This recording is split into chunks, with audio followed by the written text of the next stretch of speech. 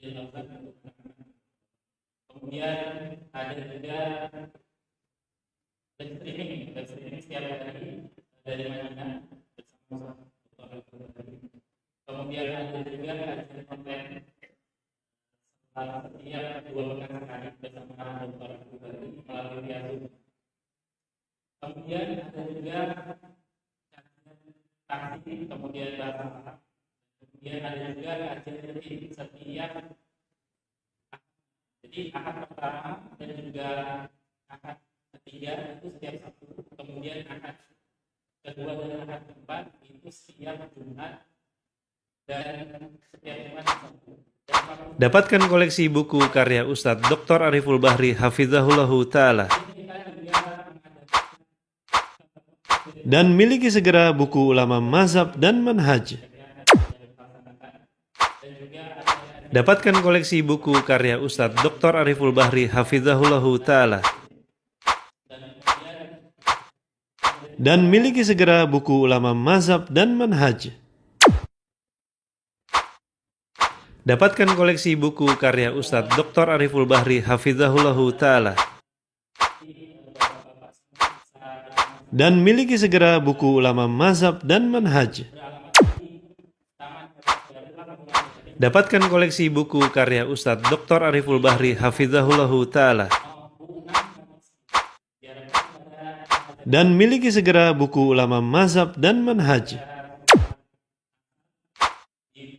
Dapatkan koleksi buku karya Ustadz Dr. Ariful Bahri Hafizahullahu Ta'ala. Dan miliki segera buku ulama mazhab dan manhaj. Dapatkan koleksi buku karya Ustadz Dr. Ariful Bahri Hafizahullahu Ta'ala. Dan miliki segera buku ulama mazhab dan manhaj. Dapatkan koleksi buku karya Ustadz Dr. Ariful Bahri Hafizahullahu Ta'ala. Dan miliki segera buku ulama mazhab dan manhaj. Dapatkan koleksi buku karya Ustadz Dr. Ariful Bahri Hafizahullahu Ta'ala. Dan miliki segera buku ulama mazhab dan manhaj. Dapatkan koleksi buku karya Ustadz Dr. Ariful Bahri Hafizahullahu Ta'ala. Dan miliki segera buku ulama mazhab dan manhaj. Dapatkan koleksi buku karya Ustadz Dr. Ariful Bahri Hafizahullahu Ta'ala. Dan miliki segera buku ulama mazhab dan manhaj. Dapatkan koleksi buku karya Ustadz Dr. Ariful Bahri Hafizahullahu Ta'ala. Dan miliki segera buku ulama mazhab dan manhaj. Dapatkan koleksi buku karya Ustadz Dr. Ariful Bahri Hafizahullahu Ta'ala. Dan miliki segera buku ulama mazhab dan manhaj. Dapatkan koleksi buku karya Ustadz Dr. Ariful Bahri Hafizahullahu Ta'ala. Dan miliki segera buku ulama mazhab dan manhaj. Dapatkan koleksi buku karya Ustadz Dr. Ariful Bahri Hafizahullahu Ta'ala. Dan miliki segera buku ulama mazhab dan manhaj. Insyaallah Ustaz akan memberikan tanya jawab dan insyaallah hadiahnya puluhan ribu. Kemudian setelah dari masa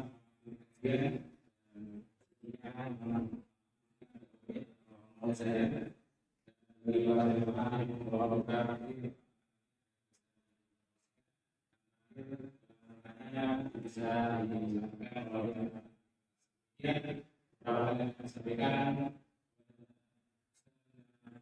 Bahri Al-CMH Hafizahullah Ta'ala, fatafadhal maskura.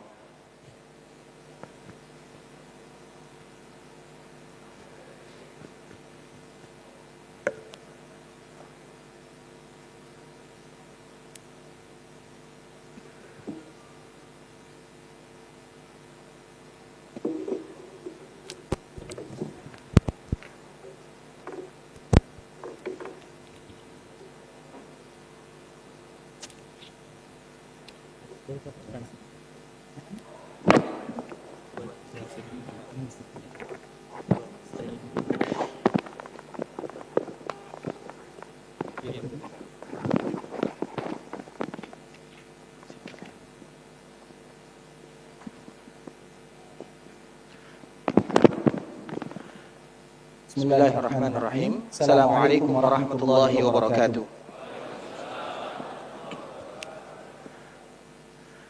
Innal hamdalillah nahmaduhu wa nasta'inuhu wa nastaghfiruh wa na'udzu billahi min shururi anfusina wa min sayyiati a'malina. May yahdihillahu fala mudilla lahu wa may yudlil fala hadiya lahu. Asyhadu an la ilaha illallah wahdahu la syarika lahu وأشهد أن محمدا عبده ورسوله لا نبي بعد أما بعد يا أيها الذين آمنوا اتقوا الله حق تقاته ولا تموتن إلا وأنتم مسلمون يا أيها الناس اتقوا ربكم الذي خلقكم من نفس واحدة وخلق منها زوجها وبث منهما رجالا كثيرا ونساء واتقوا الله الذي تساءلون به والأرحام إن الله كان عليكم رقيبا يا أيها الذين آمنوا اتقوا الله وقولوا قولا سديدا يصلح لكم أعمالكم ويغفر لكم ذنوبكم ومن يطع الله ورسوله فقد فاز فوزا عظيما أما بعد فإن أصدق الحديث كتاب الله وخير الهدي هدي محمد صلى الله عليه وسلم وشر الأمور محدثاتها فإن كل محدثة بدعة وكل بدعة ضلالة. إخوة الإسلام, saudara kaum muslimin, kaum muslimat, Bapak Ibu rahimani wa rahimakumullah. Alhamdulillah, kita bersyukur kepada Allah Subhanahu wa taala. Di pagi hari ini Allah Subhanahu wa taala memberikan kemudahan kepada kita untuk datang ke rumah Allah Subhanahu wa taala, rumah di mana kita mengadu, bermohon, meminta kepada Rabbul Izzati wal Jalalah. Nabi sallallahu alaihi wasallam pernah menyebutkan di dalam sebuah hadis, barang siapa yang bersuci dari rumahnya, kemudian dia memperindah bersucinya, datang ke rumah Allah Subhanahu wa taala, maka dia adalah zairullah. Statusnya sama dengan orang yang berziarah kepada Allah Subhanahu wa taala. Artinya kita berada di sini, berkunjung ke rumah Allah Subhanahu wa taala, maka sudah merupakan kewajiban Allah kepada orang-orang yang berkunjung ke rumahnya untuk memuliakannya. Dan di antara salah satu bentuk Allah memuliakan mereka yang berkunjung ke rumahnya adalah dengan diampunkan dosa-dosanya. Dan semoga Allah ampunkan dosa kita bersama. Allah mudahkan urusan kita. Allah berikan keberkahan dalam perkumpulan kita ini. Dan Allah jadikan perkumpulan kita ini perkumpulan karena Allah Subhanahu wa taala. Kemudian salawat beriringkat salam semoga senantiasa tercurahkan bagi junjungan alam Nabi kita yang mulia, uswah dan qudwah kita bersama Muhammad bin Abdullah sallallahu alaihi wasallam, yang mana kewajiban kita bersama adalah selalu dan senantiasa mengucapkan salam dan salawat kepada baginda Muhammad bin Abdullah sallallahu alaihi wasallam.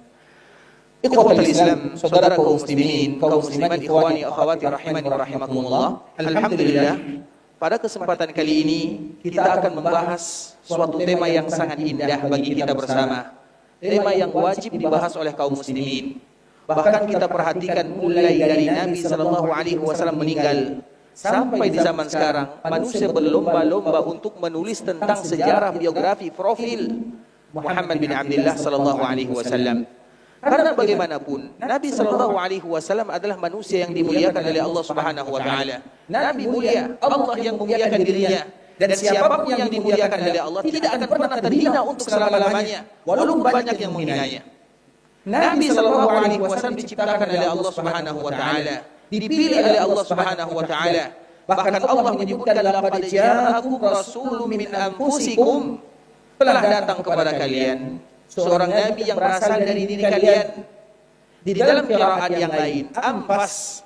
Ampas itu artinya yang terbaik. Karena memang Nabi sallallahu alaihi wasallam adalah yang terbaik semuanya. Nasab Nabi yang terbaik, bahasa Nabi yang terbaik, daerah Nabi yang terbaik, keluarga Nabi yang terbaik. Karena memang itu merupakan di antara janji Allah Subhanahu wa taala. Terbaik untuk Nabi sallallahu alaihi wasallam. Maka di antara kewajiban kita sebagai umat Nabi mempelajari yang terbaik, dan yang terbaik itu adalah baginda Rasulullah sallallahu alaihi wasallam.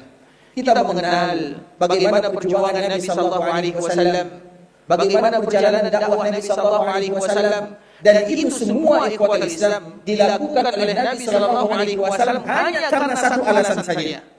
Alasannya tidak lain tidak bukan karena Nabi mencintai umatnya. Nabi sallallahu alaihi wasallam adalah orang yang paling berjuang di dunia, dan Nabi sallallahu alaihi wasallam adalah orang yang paling sibuk di akhirat. Itu adalah di antara sifat baginda Rasulullah sallallahu alaihi wasallam. Kenapa Nabi berdakwah? Kenapa Nabi berjuang?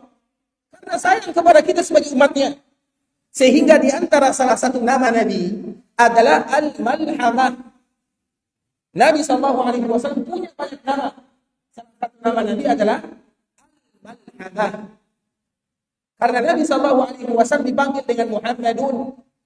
Nabi juga dipanggil dengan Ahmadu. Nabi dipanggil dengan Al-Hashir. Nabi dipanggil dengan Al-Aqibah. Nabi dipanggil dengan Al-Muqaffi. Nabi dipanggil dengan Nabi Taubah. Nabi juga dinamakan dengan Nabi Rahmah. Nabi dipanggil dengan Al-Malhamah. Nabi juga dinamakan dengan Al-Marhamah. Itu semua merupakan di antara nama Rasulullah sallallahu alaihi wasallam. Siapa yang hafal nama nabinya? Kan itu pertanyaannya. Tadi kita menyebutkan nama-nama Rasulullah sallallahu alaihi wasallam. Nabi disebut dengan Muhammadun, orang yang banyak dipuji. Nabi disebut dengan Ahmadu, yang banyak memuji. Nabi disebut dengan Al-Aqib, karena tidak ada nabi setelah Nabi. Nabi disebut dengan Al-Hashir, karena nanti semua kita akan dikumpulkan kepada Nabi di hari kiamat. Siapa yang akan kita cari di hari kiamat? Nabi. Maka disebut dengan Al-Hashir. Nabi disebut dengan Al-Mahi. Diutusnya Nabi menghilangkan kekufuran dan kesyirikan di dunia. Nabi disebut dengan Nabi Rahmah, seorang Nabi yang sangat sayang kepada umatnya. Nabi disebut dengan Nabi Taubah, sesuai dengan namanya Nabi Taubah, yang mudah bagi kita untuk bertaubat dan kembali kepada Allah. Nabi disebut dengan Al-Muqaffi, Nabi terakhir. Nabi disebut dengan Al-Marhamah, yaitu Nabi yang sangat penyayang. Dan Al-Malhamah. Al-Malhamah artinya seorang Nabi yang paling berat perjuangannya. Kalau dibandingkan mulai dari zaman Nabi Adam sampai zaman Nabi Isa, maka yang paling berat perjuangannya adalah Rasulullah sallallahu alaihi wasallam. Kenapa Nabi berjuang? Alasannya satu saja, agar dakwah, risalah, amanah sampai kepada kita sebagai umatnya. Coba Nabi tidak berjuang, Nabi santai saja dalam berdakwah, maka kita belum tentu kapan masuk ke dalam agama Islam. Tapi dengan perjuangan Nabi yang sangat luar biasa, maka Islam sampai ke bagian barat dan sampai ke bagian timur. Dan kita yang jaraknya jauh dari Nabi, jauh dari kampung halaman Nabi, tapi kita termasuk orang-orang yang paling banyak masuk ke dalam agama Islam. Makanya kita kenal ikhwatul Islam. Islam sampai ke negara kita, sampai ke daerah Nusantara. Siapa yang tahu kapan Islam sampai? Coba bayangkan jarak kita dari Nabi berapa kilo? Ada 50 kilo? 7.000 kilo, 8.000 kilo. Itu bukan jarak yang singkat. Tapi kita termasuk di daerah bagian timur. Kita bagian timur, kita disebut dengan orang timur. Atau orang yang paling banyak mengikuti dakwah Rasulullah SAW. Karena Nabi SAW pernah menyebutkan Zuya lil ard faraitu masyariqaha wa magharibaha. Bumi itu pernah diperlihatkan kepadaku. Artinya Allah perlihatkan bumi kepada Nabi. Seolah-olah bumi kecil bagi Nabi. Dan Nabi melihat mana umat yang paling banyak. Maka aku melihat yang bagian barat dan yang bagian timur. Artinya apa? Yang paling banyak mengikuti dakwah Nabi adalah bagian barat dan bagian timur. Dan kita termasuk yang bagian timur. Makanya kita bersyukur kepada Allah Subhanahu wa Ta'ala. Nah, pertanyaannya masih sama. Kira-kira agama Islam ini sampai kepada kita kapan? Pertanyaannya ini khusus kepada orang-orang yang warga negara Indonesia. Kapan sampai dakwah Islam di daerah kita atau di negara Nusantara? Ada yang tahu?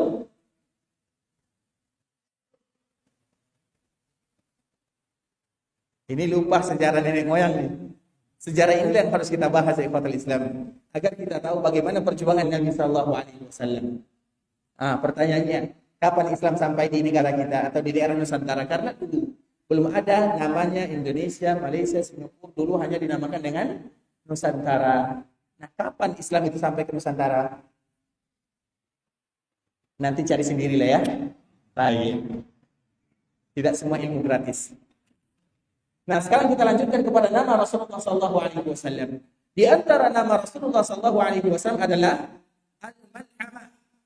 Nabi namanya Al-Malhamah. Mengapa disebut dengan al-malhamah? Al-malhamah itu perjuangan yang luar biasa.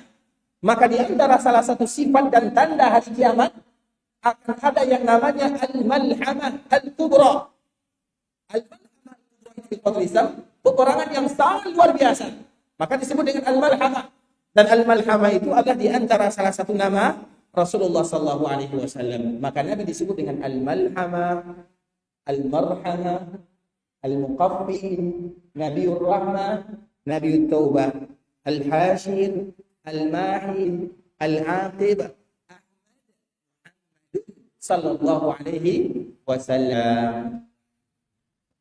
Siapa yang sudah hafal? Siapa yang sudah hafal nama nabinya? Ada yang sudah hafal? Dibaca silahkan. Tapi kalau baca maju ke depan. Ada yang hafal nama Nabi sallallahu alaihi wasallam? Ini penting ikhwatul Islam. Nama Nabi sallallahu alaihi wasallam.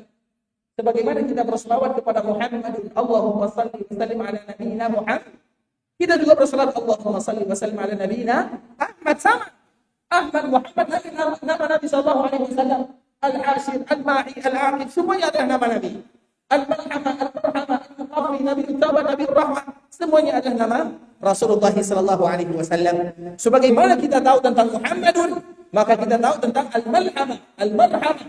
Itu semua adalah nama baginda Rasulullah sallallahu alaihi wasallam. Karena dari sini kita tahu kenapa Allah Subhanahu wa taala menamakan Nabi dengan Al-Malhamah.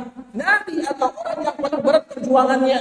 Kita tidak berjuang bersama Nabi dan kita juga tidak tahu kalau seandainya kita hidup bersama Nabi, apakah kita menjadi orang yang membela Nabi atau memusuhi Nabi, kita tidak tahu.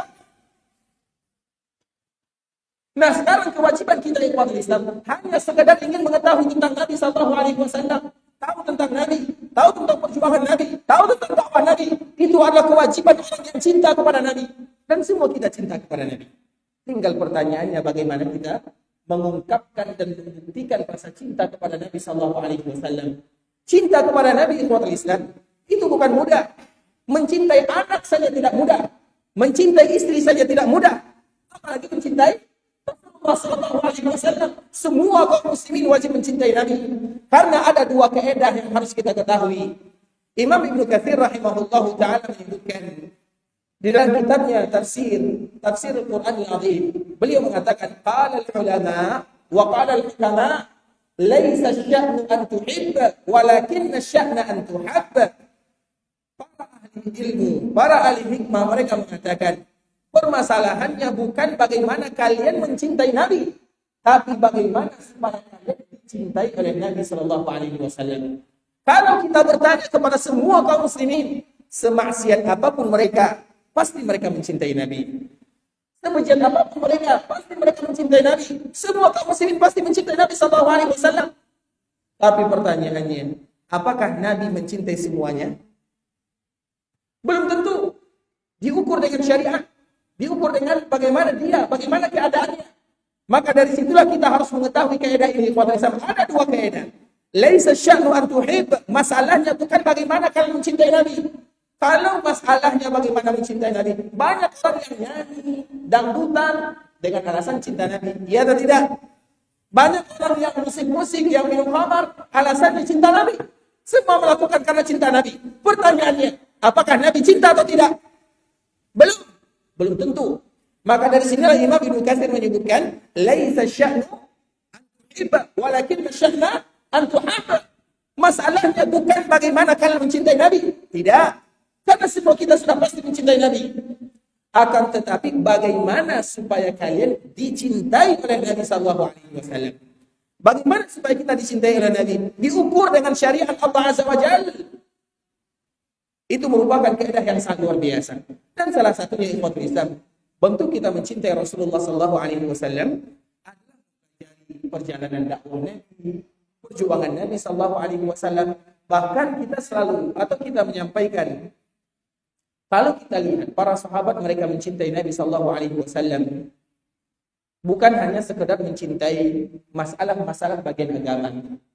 Bahkan juga mereka mencintai masalah-masalah kebiasaan Nabi sallallahu alaihi wasallam. Kita contohkan misalnya, sebuah hadis yang populer, hadis Jabir bin Abdullah. Jabir ini adalah salah seorang ulama atau salah seorang sahabat yang berasal dari Madinah. Artinya dia adalah penduduk Ansar. Antara kota Madinah dengan kota Makkah itu ada perbezaannya. Perbezaan adat, perbezaan makanan, perbezaan tradisi, itu perkara yang biasa. Antara Makkah dengan Madinah terjadi perbezaan. Begitu juga antara Muhajirin dan Ansar. Makkah disebut dengan Muhajirun, Madinah disebut dengan Al-Ansar. Terjadi perbezaan antara dua daerah ini. Kemudian di antara salah satu perbezaannya adalah masalah makanan. Ketika Nabi SAW berada di kota Madinah, maka tiba-tiba sahabat Jabir bin Abdullah datang bertamu ke rumah Nabi SAW. Dikala datang bertamu ke rumah Nabi, maka Nabi SAW menyediakan makanan untuk sahabat Jabir. Dan makanan yang ada di rumah Nabi hanya sekedar roti sahaja. Jadi tidak ada makanan yang lain. Biasanya kalau kita beli roti, ada yang lainnya. Tidak mungkin makan roti tanpa ada selainnya atau ada tambahan makanan yang lain, karena tidak ada rasanya, hambar. Sehingga dikala disediakan roti, maka Nabi bertanya kepada ibunda Aisyah, "Wahai Aisyah, hal min udum?" Tidakkah ada, kalau bahasa kita ini selainnya, tidak ada kawannya, kau makan roti ini apa? Maka apa kata Aisyah? Tidak ada ya Rasulullah. Di rumah Nabi tidak ada makanan. Karena memang Nabi SAW hidupnya, Nabi itu orang kaya atau orang miskin? Kaya atau miskin? Siapa yang mengatakan kaya katanya? Kalau kaya, banyak makanan di rumah Nabi. Iya atau tidak? Bersedekah, tidak mesti orang kaya, orang miskin juga bersedekah. Siapa yang bisa berani angkat tangan? Nabi kaya atau miskin? Dengan alasan dan tanggung jawab. Bukan hanya sekedar menjawab. Siapa yang jawab, angkat tangan? Baik, silakan.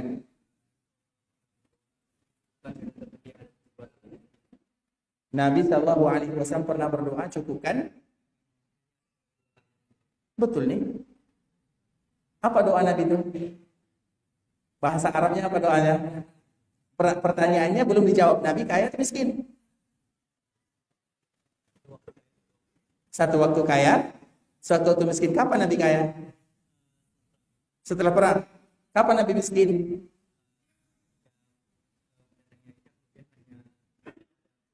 Bukankah Nabi selalu berperang? Berarti kaya terus kan? Apa jawabannya? Kaya atau miskin? Masya Allah, Bapak ya. Ini ada beberapa buku ya, semoga bermanfaat ya, silakan.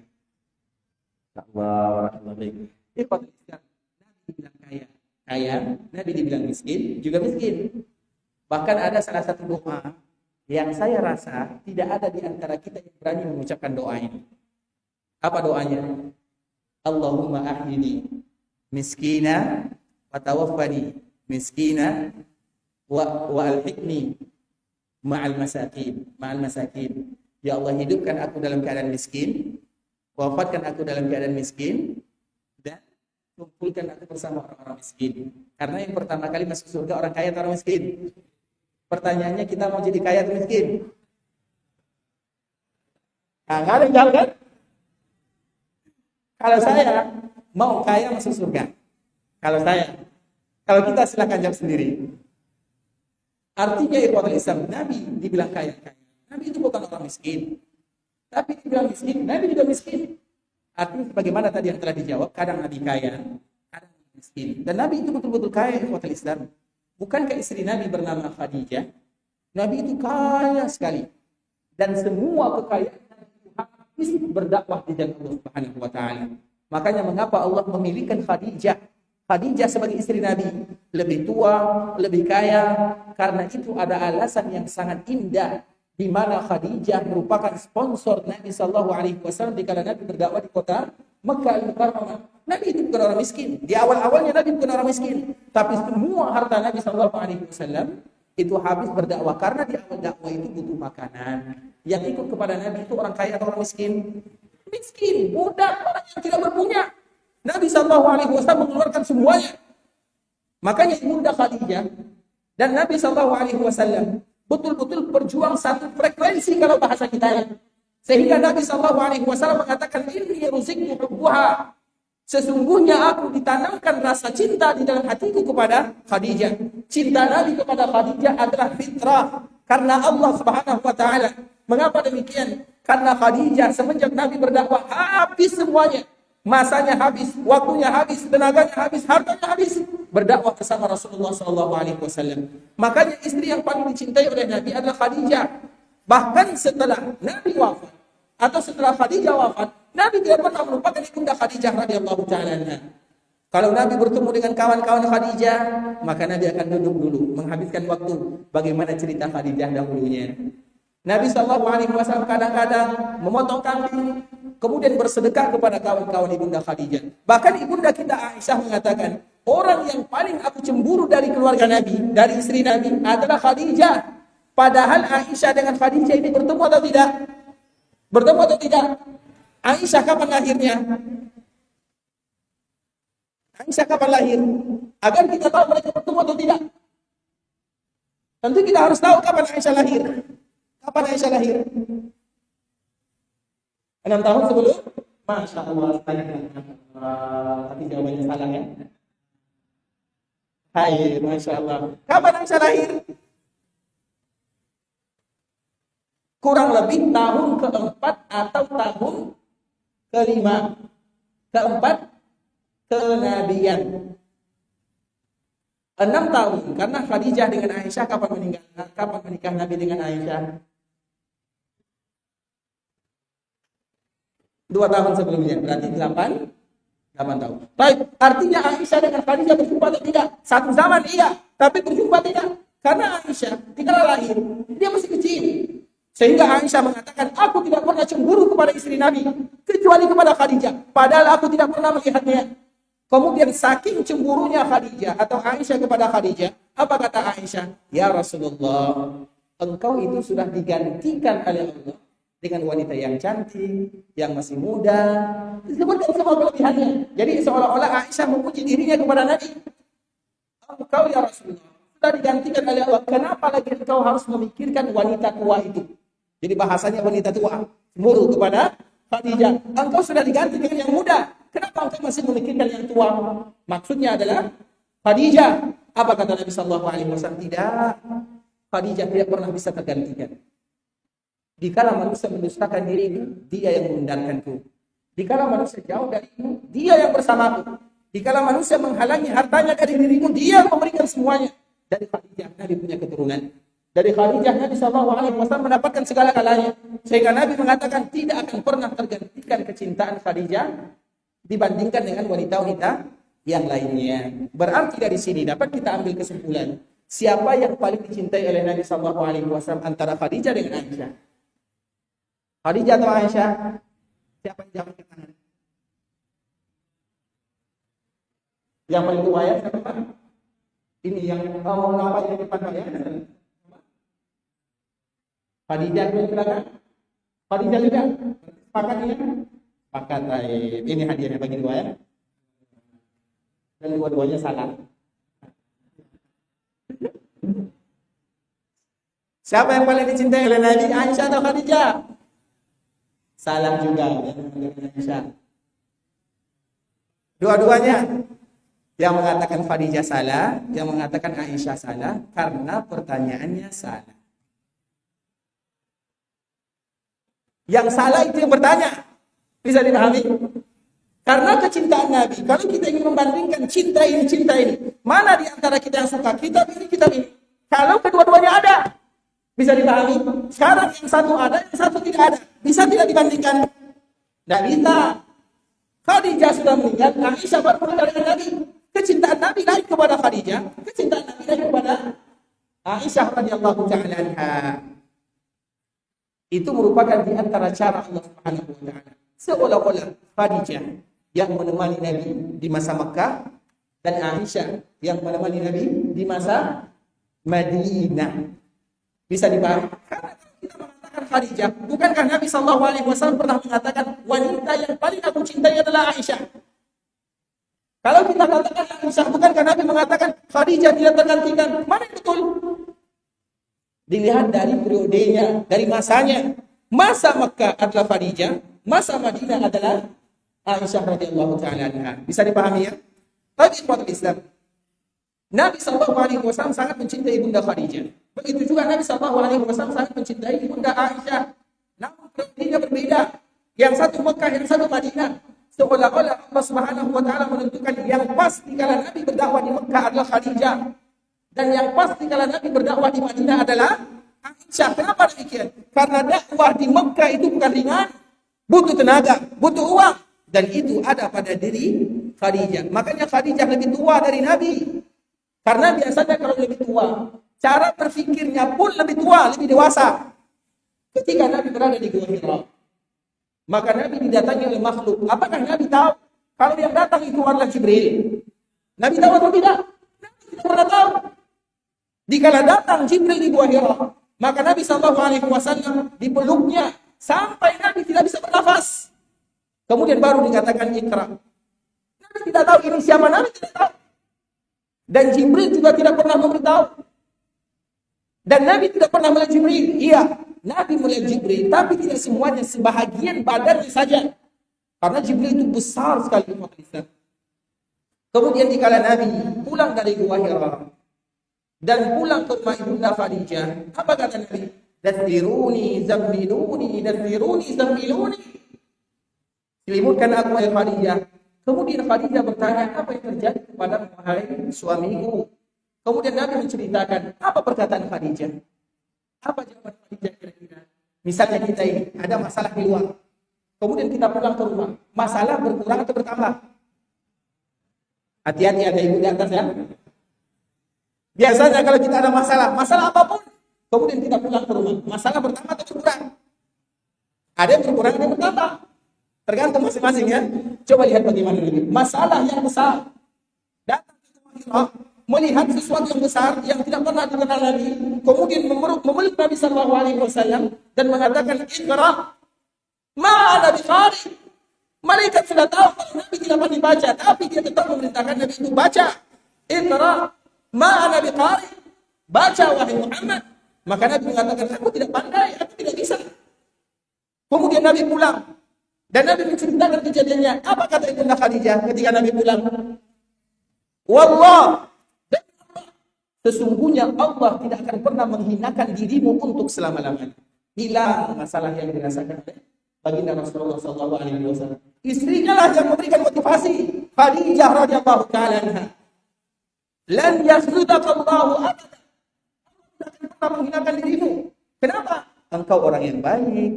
Engkau orang yang jujur, engkau menyambung tali silaturahmi, engkau orang yang susah, engkau tidak akan pernah dihinakan. Seolah-olah dengan kalimat ini, Nabi SAW bangkit dari keterpurukan. Nabi tidak tahu apa yang terjadi pada dirinya. Siapa yang datang kepadanya, Nabi tidak tahu. Nabi tahu, tapi Nabi tidak tahu. Kemudian karena Nabi tidak tahu, maka Khadijah lah yang meringankan. Khadijah mengatakan kalimat ini sebelum Nabi diberitahukan oleh Waraqah. Kemudian setelahnya baru Aisyah atau Khadijah mengatakan, aku akan menemui anak pamanku yang bernama Waraqah bin Nawfal. Kemudian dikala bertemu dengan Waraqah, di saat itulah Waraqah mendengarkan, wahai ibna akhi, wahai anak daripada saudaraku, ceritakan kepadaku apa yang kamu lihat. Maka Nabi menceritakan apa yang dia lihat. Saya lihat seperti ini, saya lihat seperti itu. Karena Nabi melihat dikala Nabi berada di Gua Hira, di antara langit dan bumi ada kursi. Di atas kursi ada makhluk. Dan itulah Jibril alaihissalam.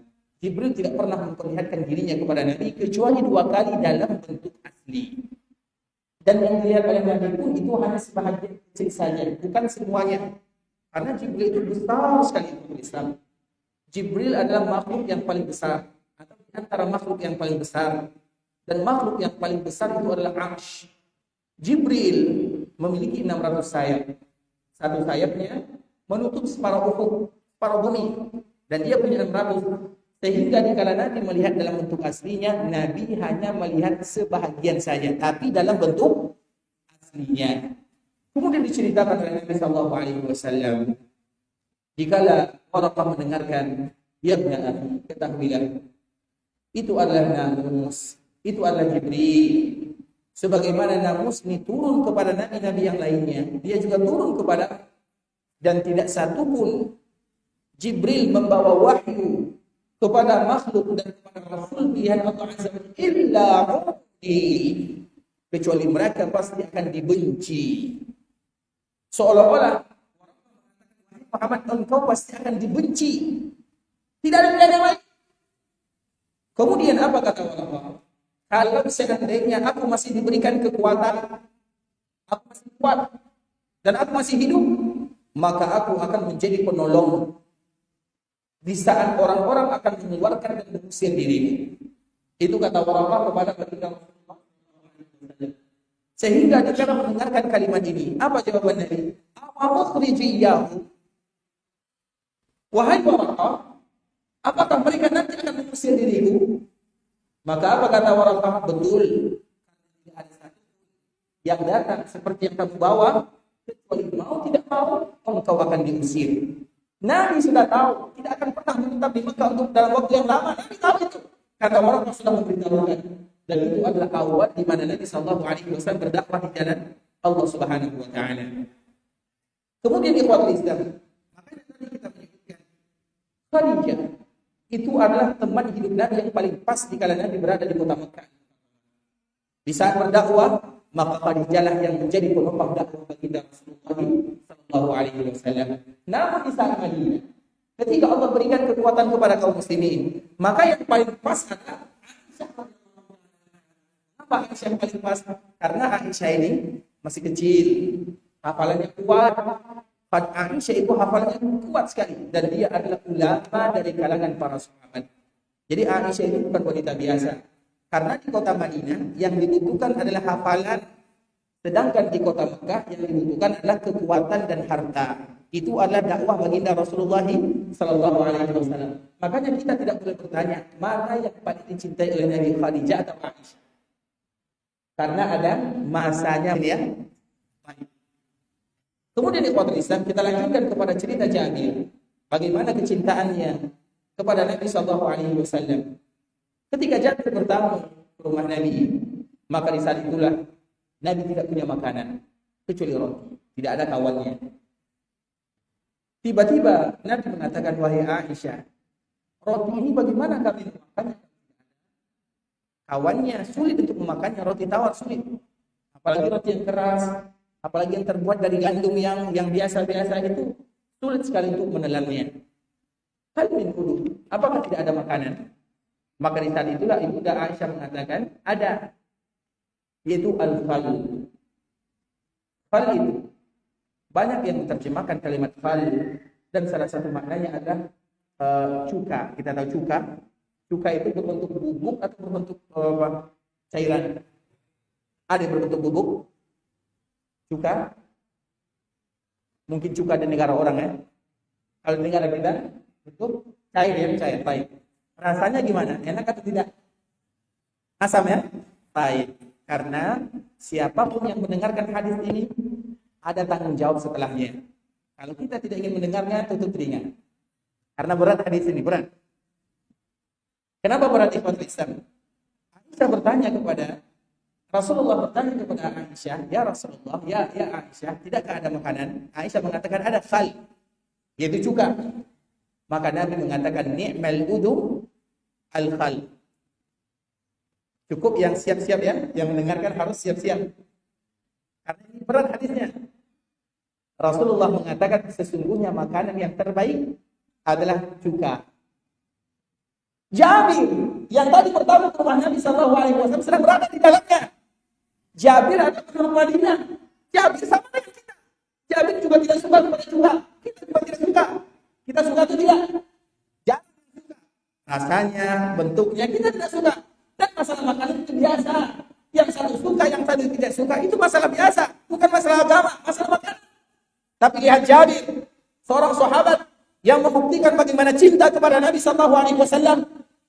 Dikala Nabi mengatakan ni'mal udum al-khal, sesungguhnya makanan yang terbaik itu adalah cuka, kata Nabi. Karena Nabi tidak ingin kecuali memuji istrinya. Apapun makanan Nabi tidak pernah mencelanya. Itu adalah sifat Nabi. Nabi tidak pernah mencela makanan. Kalau enak dimakan, kalau tidak ditinggalkan, selesai. Itu adalah sifat Rasulullah sallallahu alaihi wasallam. Ma'aba Rasulullah sallallahu alaihi wasallam ta'ama qattun. Nabi tidak pernah mencela makanan. Makanya kalau kita disediakan makanan di rumah, kalau suka makan, kalau tidak suka makan di warung, selesai.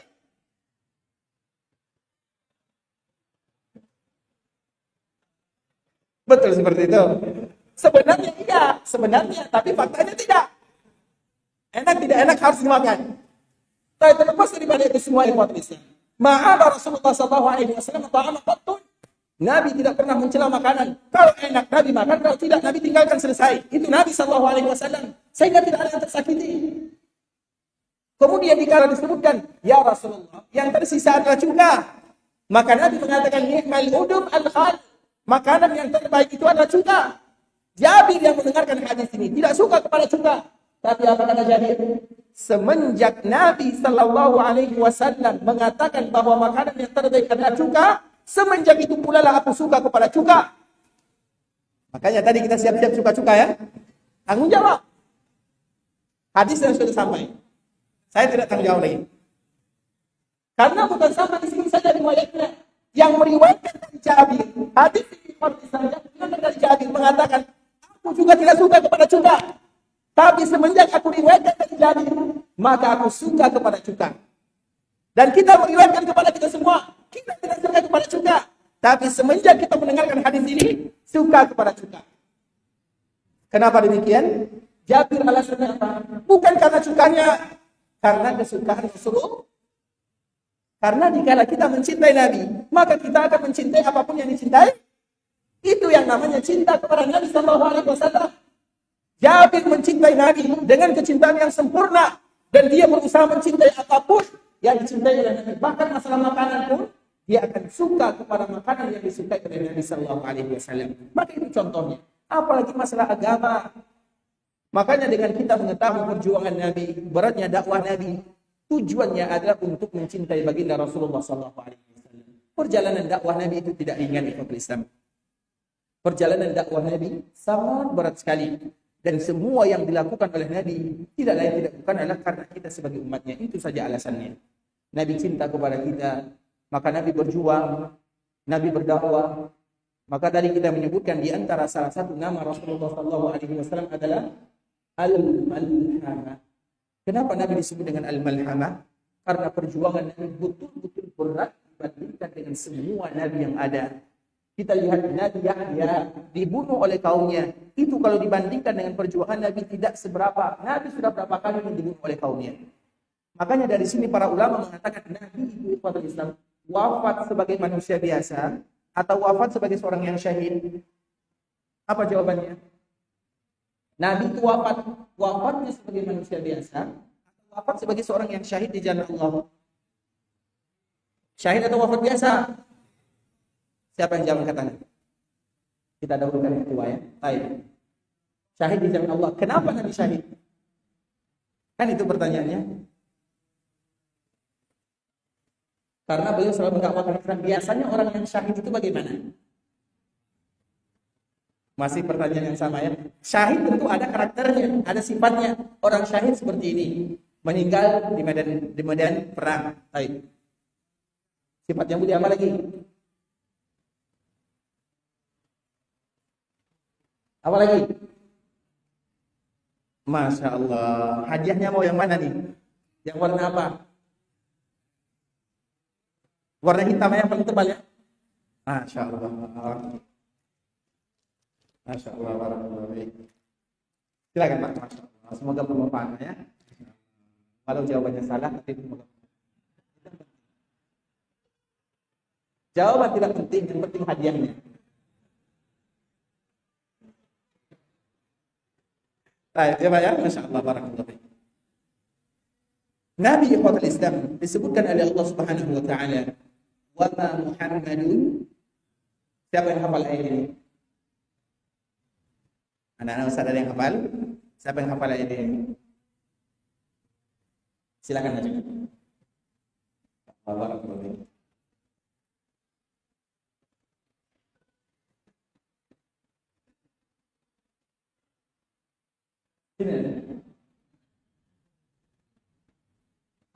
Silakan baca. Berdiri.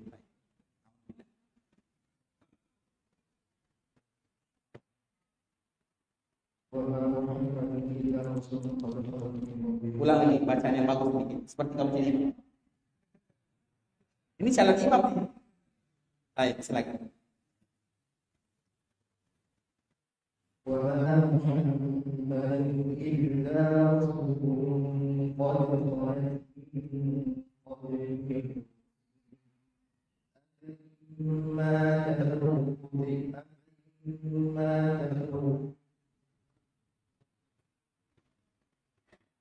Apa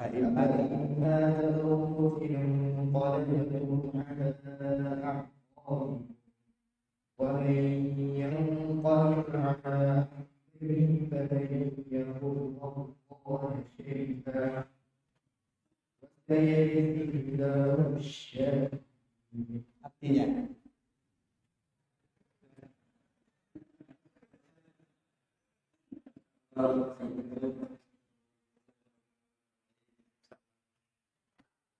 Ya, salam saya, Masya Allah. Semoga dijadikan anak yang saleh, orang tua yang sehat, yang barokah, diberikan kemudahan dalam kehidupannya, dan juga kepada seluruh kaum muslimin. Tadi pada Islam, ayat ini akan memberikan gambaran kepada kita bersama. Muhammadun illa rasul, qad khalat min qablihi rusul. Nabi itu sama dengan nabi yang lainnya. Artinya nabi diutus, kemudian nabi dipanggil. Sebagaimana nabi yang lainnya, tidak ada nabi diutus, kemudian selesai kewajibannya, kembali kepada Allah Subhanahu wa taala. Wa ma Muhammadun illa rasul, qad khalat min qablihi rusul. Nabi itu hanya sekedar rasul, sebagaimana rasul-rasul sebelumnya. Apa kata Allah selanjutnya? Apa immata au qutila, kalau meninggal atau terbunuh. Itu terjemahan di dalam bahasa yang apa immat au qutil in qalabtum ala aqabikum. Kalau seandainya Nabi wafat atau Nabi terbunuh, apakah kalian akan meninggalkan agama? Wa man yanqalib ala aqibaihi falan yadurrullaha syai'an. Kalau kalian meninggalkan agama, Allah Azza wa Jalla. Dan ini merupakan kaidah yang sangat luar biasa. Ternyata yang memerlukan Allah adalah kita. Allah tidak pernah memerlukan kita. Ternyata yang memerlukan agama adalah kita. Agama tidak pernah memerlukan kita. Ternyata yang memerlukan kita tidak pernah memerlukan kita. Agar kita tahu ibadah, perbuatan, amalan yang kita lakukan bukan karena Allah memerlukannya, tapi kita yang memerlukannya, dan manfaatnya akan kembali kepada kita. Maka Allah menyebutkan kalau seandainya Nabi wafat dan tidak ada satu pun lagi yang beriman kepada Nabi, tidak ada pengaruhnya bagi Allah Subhanahu wa taala. Mudah bagi Allah menciptakan makhluk yang baru, kemudian nanti mereka beriman. Mudah bagi Allah. Agar kita tahu bahwa kita yang memerlukan agama, kita yang memerlukan Allah, kita yang memerlukan baginda Rasulullah sallallahu alaihi wasallam. Nah, Allah menyebutkan apa imata au qutil, ketika Nabi wafat atau meninggal. Atau meninggal ini, makna meninggal ini adalah syahid. Sehingga kita tidak tahu apakah Nabi wafat sebagai manusia biasa atau Nabi wafat sebagai orang yang syahid di jalan Allah Subhanahu wa taala. Artinya kemungkinan kedua-duanya ada. Bisa jadi kemungkinan Nabi wafat sebagaimana wafatnya manusia biasa. Bisa jadi kemungkinan Nabi wafat sebagai orang yang syahid. Dan orang syahid itu biasanya orang wafat syahid itu ada dua. Syahid ma'nawi dan syahid hukmi. Syahid ma'nawi, orang yang terhitung sebagai syahid. Orang yang terbakar, tenggelam, terjatuh, sakit perut, wanita yang melahirkan, itu semua disebut dengan syahid.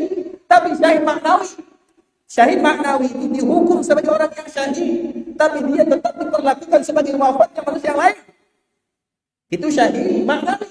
Sedangkan syahid ini orang yang berjihad di jalan Allah Subhanahu wa taala, atau orang yang berbunuh di dalam membela agama Allah Subhanahu wa taala, itu disebut dengan syahid hukmi.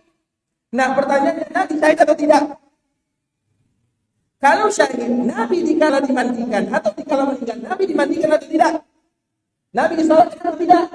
Nabi dikabarkan atau tidak? Iya atau tidak? Orang yang syahid biasanya dikafankan atau tidak? Disalatkan atau tidak? Dimandikan atau tidak? Pertanyaannya, Nabi syahid atau tidak? Syahid maknawi, yang sakit perut, yang tenggelam, yang terjatuh, yang kena penyakit, itu syahid maknawi. Nabi syahid atau tidak? Mana? Yang mana nih? Yang pertama dan kedua. Siapa yang berani benar? Yang berani benar menjawab. Kan dari pertama sampai terakhir berani salah semuanya. Sekarang yang berani benar. Siapa berani benar? Baik, ini berani benar? Baik, silakan. Pertanyaannya, syahid atau meninggal seperti biasa? Syahid. Tapi Nabi disalatkan. Orang syahid disalatkan atau tidak? Wallahu a'lam juga akhirnya. Ini Allahu a'lam ya, Masya Allah. Barakallahu fiikum, Allah yang kesehatan ya. Jadi Nabi yang Islam, Allah juga tidak. Karena Allah mengatakan itu kemungkinan itu. Jadi kita katakan Nabi syahid tidak syahid. Jika dikatakan Nabi syahid juga syahid, bisa dipahami. Karena Allah mengatakan apa ini mata au qutila. Kalau seandainya Nabi wafat sebagaimana manusia biasa, atau Nabi syahid sebagaimana syahid yang lainnya. Nabi wafat sebagaimana manusia biasa karena Nabi wafat di pangkuan Bunda Aisyah. Nabi wafat di atas kasurnya. Nabi wafat di rumahnya. Wafat sebagaimana wafat manusia biasa. Tapi disebut dengan syahid karena Nabi diracun. Artinya ada efek racun. Nabi sakit kerongkongannya, demam Nabi, sakit kepalanya. Orang yang sakit kepala, kalau meninggal, sakit perut, kalau meninggal itu terhitung sebagai syahid. Jadi kedua-duanya ada kemungkinan, tapi memastikan tidak. Tidak kita pastikan Nabi wafat seperti ini, dan kita juga tidak memastikan Nabi wafat seperti ini. Pertanyaannya atau masalahnya di waktu Islam, coba lihat. Sallallahu alaihi wasallam wafat, kemudian belum diracun. Coba lihat bagaimana umat membunuh Nabi sallallahu alaihi wasallam. Makanya kalau kita baca sejarah para nabi dan para rasul, kalau dibandingkan dengan baginda Nabi sallallahu alaihi wasallam, tidak ada. Tidak ada perjuangannya. Makanya Nabi disebut dengan al-malhamah. Malhamah itu adalah seorang nabi yang berperjuangannya. Dan ini semua dilakukan oleh Nabi karena sayang kepada kita bersama. Perjuangan dakwah Nabi tidak mudah di umat Islam. Pengorbanan Nabi tidak ringan. Maka oleh karena itulah kewajiban kita bersama untuk mencintai Nabi, mengetahui sejarah Nabi, perjuangan Nabi, pengorbanan Nabi. Karena kita sayang kepada Nabi, sebagaimana Nabi sayang kepada kita sebagai umatnya. Dan alasan Nabi melakukan perjuangan yang tidak ringan ini satu, yaitu sayang kepada kita bersama. Dan kita juga wajib menyayangi Nabi Sallallahu Alaihi Wasallam. Maka selalu kita menyebutkan ini khusus bagi orang-orang yang sayang kepada Nabi. Zainal Abidin rahimahullahu ta'ala, salah seorang cucu Nabi sallallahu alaihi wasallam, dia pernah menyebutkan, yaitu Ali bin Husain bin Ali bin Abi Thalib, atau yang kita kenal dengan Zainal Abidin. Dia pernah menyebutkan, dulu kami diajarkan tentang sejarah Nabi, perjuangan Nabi, peperangan Nabi, bagaimana kehidupan Nabi, sebagaimana Al-Quran diajarkan kepada anak-anak kami. Artinya apa? Jika kita mengajarkan anak-anak kita merasa memiliki kewajiban mengajarkan anak-anak. Tidak ada rumah-rumah kaum muslimin kecuali mereka pasti meminta anaknya membaca. Itu adalah kewajiban orang tua dan semua kita melakukannya. Tapi ada tinggal yang berikutnya. Apakah kita sudah mengajarkan kepada kita atau kepada anak-anak kita bagaimana perjuangan Nabi Sallallahu Alaihi Wasallam? Makanya cucu Nabi mengatakan, Zainal Abidin Ali bin Husain menyebutkan, kami mengajarkan Al-Quran kepada anak-anak kami. Kami mengajarkan sejarah Nabi, perjuangan Nabi, peperangan Nabi kepada anak-anak kami. Sebagaimana kami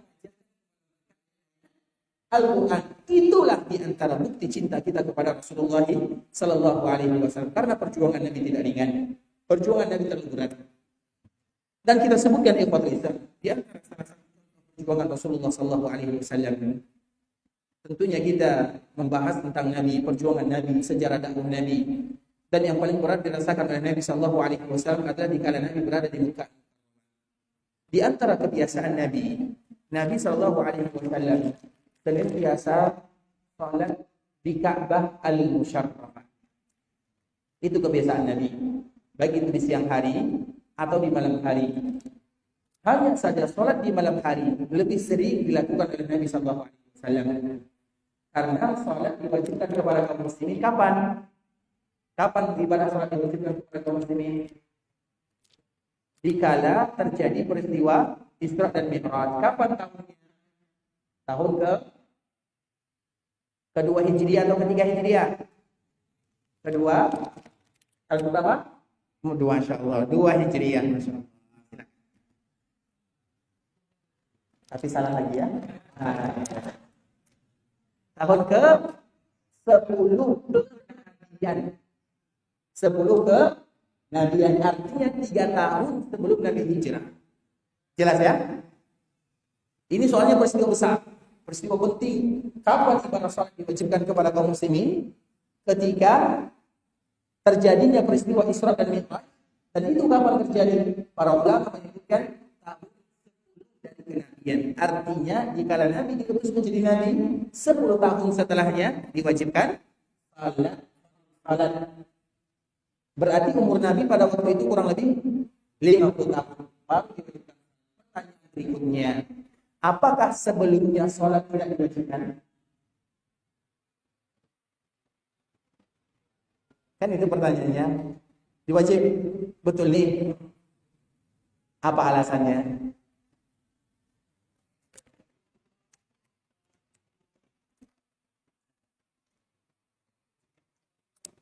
Karena umat sebelum Nabi semuanya diwajibkan salat. Pertanyaannya, sebelum peristiwa Isra dan Mi'raj, ketika Nabi berdakwah, ketika Nabi SAW berdakwah kepada umatnya pada umur Nabi 40 tahun, Nabi berdakwah 1 tahun, 2 tahun, sampai 10 tahun. Ketika Nabi berumur 50 tahun atau 10 tahun jalan dakwah Nabi, maka Nabi diperjalankan oleh Allah dari Masjidil Haram menuju Masjidil Aqsa. Dari Masjidil Aqsa menuju Sidratul Muntaha atau melewati Sidratul Muntaha dan diwajibkan ibadah salat 5 waktu. Taib. Berarti 10 tahun sebelumnya, apakah kaum muslimin diwajibkan salat atau tidak? Yang di belakang pertama ya, silakan. Tidak diwajibkan. Kenapa tidak diwajibkan? Karena punya kewajiban salat. Mau yang mana hadiahnya? Silakan. Silakan, Masya Allah. Semuanya juga tidak apa-apa. Nah, baik, silakan dipilih ya. Masya Allah. Salah ya. Silakan dipilih. Masya Allah. Baik, tapi dia jawabannya salah lagi ya. Kayaknya Kota Bekasi semuanya jawabannya salah nih. Belum ada yang betul nih. Macam mana nih? Kewajiban salat sudah dikenal dengan surat Nabi. Apa itu surat Nabi? Surat Nabi itu ada 3. Disebut dengan surat Muhammad. Yang pertama surat Muhammad. Cari sendirian nanti surat Muhammad. Yang kedua surat Al-Muzdammil.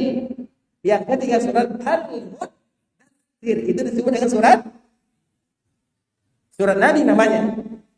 Al-Muzdammil, Al-Mudaththir dan surat Muhammad disebut dengan surat Nabi. Salah satunya adalah ya ayyuhal muzammil qumil. Jadi salat sudah diwajibkan kepada kaum muslimin. Sama dengan ibadah puasa. Ibadah puasa kapan diwajibkan? Tahun berapa diwajibkan puasa?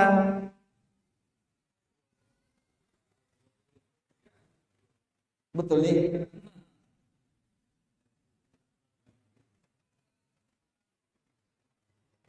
Ini yang pertama kali jawabnya tahun ke? Masya Allah, silakan. Ini sudah dapat ya? Betul atau salah? Baru betul. Tahun kedua Hijriah. Jadi puasa diwajibkan pada tahun kedua Hijriah dikala terjadi perang Badar. Pertanyaannya, apakah puasa sebelum tahun kedua Hijriah sudah diwajibkan atau belum? Sama dengan salat. Puasa itu sudah diwajibkan. Salat juga sudah diwajibkan.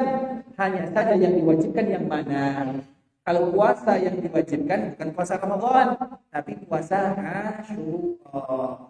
Jadi Asyura itu wajib hukumnya. Dikala Ramadan diwajibkan, Asyura menjadi sunnah. Begitu juga salat malam wajib hukumnya sebelum ada salat 5 waktu. Dikala ada salat 5 waktu, maka Salat malam hukumnya sunnah. Paham sampai di sini ya? Nah, terutama di malam hari ataupun di siang hari, kadang-kadang pernah satu kejadian yang sangat menyedihkan ikhwatul Islam. Anggaplah ini bangunan Ka'bah. Ka'bah itu di sini adalah rukun Yamani. Di sini adalah Hajar Aswad. Di sini rukun-rukun yang lainnya. Karena memang biasanya Nabi Sallallahu Alaihi Wasallam sholat dan berada di antara rukun Yamani dan Hajar Aswad. Di situ Nabi salat, kadang di situ Nabi berbaring, di situ Nabi duduk. Itu ada di antara salah satu Sallallahu Alaihi Wasallam. Kemudian suatu ketika Nabi sedang salat di suatu Islam, maka datanglah dedengkotnya orang-orang Quraisy, Abu Jahal, Abdullah bin Abi Mu'ayth, Umayyah, dan orang-orang yang jahat kepada Nabi Sallallahu Alaihi Wasallam. Tentunya mereka itu menjadikan Nabi sebagai perlombaan. Siapa yang, coba bayangkan, apa kata Abu Jahal? Siapa di antara kalian yang bisa menginjak kepala Nabi? Nabi sedang sholat, bukan Nabi sholat berarti harus sujud. Mereka jadikan sebagai perlombaan. Siapa di antara kalian yang bisa menaruh kotoran di atas punggung Nabi? Dan siapapun yang berani melakukan akan diberikan hadiah. Siapa di antara kalian yang berani menginjak kepala Nabi? Itu dijadikan sebagai taruhan. Nabi dijadikan sebagai taruhan. Saking hinanya Nabi di mata mereka. Kemudian di kuat Islam dikatakan Nabi sedang berada di Ka'bah. Pada kali ini mereka tidak menjadikan Nabi sebagai taruhan, tapi Nabi dijadikan sebagai buronan atau dikeroyok, dibully. Mereka datang beramai-ramai ketika Nabi SAW sedang beribadah. Kemudian mereka pun mengeroyok Nabi. Yang satu mencekik Nabi SAW, dicekiknya Nabi. Yang satu pakai pakaian, yang satu memukul Nabi, sehingga Nabi didekatkan dengan Ka'bah dan Nabi tidak bisa bergerak, Nabi tidak bisa melakukan apa-apa. Dan tidak ada yang berani menolong Nabi SAW. Karena siapapun yang menolong Nabi pada waktu itu, maka mereka akan menjadi ganti untuk Nabi SAW. Kecuali salah seorang sahabat namanya adalah orang yang paling dekat dengan Nabi namanya Abdullah. Siapa kira-kira Abdullah? Abu Bakar As-Siddiq radhiyallahu taala anhu yang namanya adalah Abdullah. Jadi Abdullah datang dari jauh, atau Abu Bakar As-Siddiq datang dari jauh. Ataqtuluna rajulan an yaqula rabbi Allah. Ataqtuluna rajulan an yaqula rabbi Allah. Kalimat ini yang diucapkan oleh Abu Bakar As-Siddiq. Apakah kalian akan membunuh salah seorang laki-laki yang tidak ada dosanya? Salah Nabi tidak ada. Apakah salah Nabi tidak ada? Nabi tidak pernah mengambil harta mereka. Nabi SAW tidak pernah berdusta. Nabi adalah orang yang paling mulia. Kemuliaan Nabi, mereka yang mengakuinya. Tiba-tiba mereka ingin membunuh Nabi SAW. Mereka bunuh Nabi di tempat yang mulia, ingin membunuh Nabi di tempat yang paling mulia. Maka Abu Bakar lari mengatakan, ataquluna rajulan an yaqula rabbi Allah. Apakah kalian tega membunuh salah seorang yang dosanya, salahnya menurut kalian hanya satu saja? Ketika dia mengatakan Rabbku adalah Allah, itu salah Nabi menurut orang-orang Quraisy. Ataquluna rajulan an yaqula rabbi Allah. Kemudian Abu Bakar datang berlari. Ketika orang-orang Quraisy melihat Abu Bakar As-Siddiq, maka mereka meninggalkan Nabi. Kenapa kamu bela Nabi? Ketika kamu bela Nabi, kamu yang bertanggung jawab. Maka mereka pun meninggalkan Nabi. Dan Nabi sudah pas-pasan, tidak lagi bisa mengapas sulit. Kemudian mereka datang kepada Abu Bakar As-Siddiq. Kemudian memperlakukan Abu Bakar sebagaimana memperlakukan Nabi. Ada yang mencekik Abu Bakar As-Siddiq, ada yang memukul Nabi, ada yang memukul Abu Bakar As-Siddiq. Dan yang paling beratnya, ada yang memukulnya dengan menggunakan sendalnya. Dan sendal orang dulu di bawahnya itu terbuat dari kayu. Coba kayu dipukulkan ke muka. Pernah merasakan? Coba rasakan nanti. Agar kita tahu bagaimana perjuangannya. Dipukul, sampai orang Islam. Orang kita tahu mana hidung Abu Bakar, mana mulutnya. Bengkak, berdarah, habis semuanya. Untuk mengganti posisi Nabi Sallallahu Alaihi Wasallam. Kemudian pada akhirnya Nabi dilarikan, Abu Bakar cuma dilarikan. Orang-orang mengatakan Abu Bakar ini tidak mungkin lagi hidup. Saking beratnya perjuangan yang dia rasakan untuk membela Nabi Sallallahu Alaihi Wasallam. Perjuangan Nabi bukan mudah, tidak ringan. Kalau kita bayangkan, kalau kita baca, dan semakin kita membaca, maka semakin cinta kita kepada Nabi Sallallahu Alaihi Wasallam. Perjuangan kita hanya bangga terhadap agama Nabi. Perjuangan kita yang Islam hanya berusaha mempelajari agama Nabi, bukan berjuang bersama Nabi. Kalau kita bersama Nabi, hidup di zaman Nabi, kita tidak tahu apakah kita berada di rombongan Abu Bakar atau kita berada di rombongan Abu Jahal. Kita tidak tahu. Makanya kita bersyukur kepada Allah Azza wa Jalla. Menjadi umat Nabi sallallahu alaihi wasallam, kewajiban kita terlalu ringan. Pelajari agama Nabi. Pelajari sunnah Nabi. Pelajari sejarah Nabi. Baca hadis Nabi.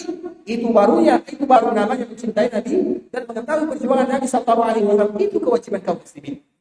Itu baru satu yang kita ceritakan, belum lagi yang lain.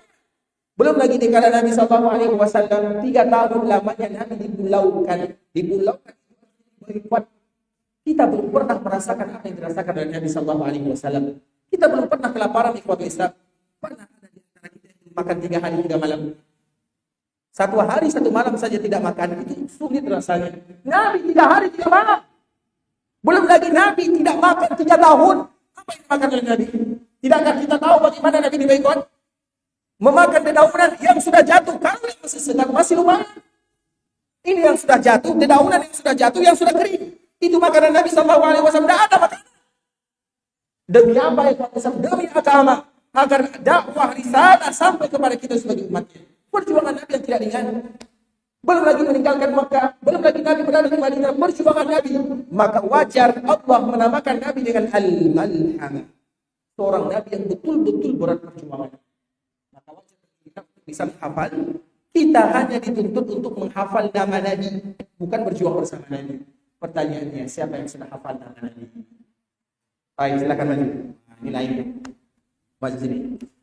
Di sini ya, biar untuk yang lain bisa memanfaatkan waktunya atau mengulang-ulang pelajaran.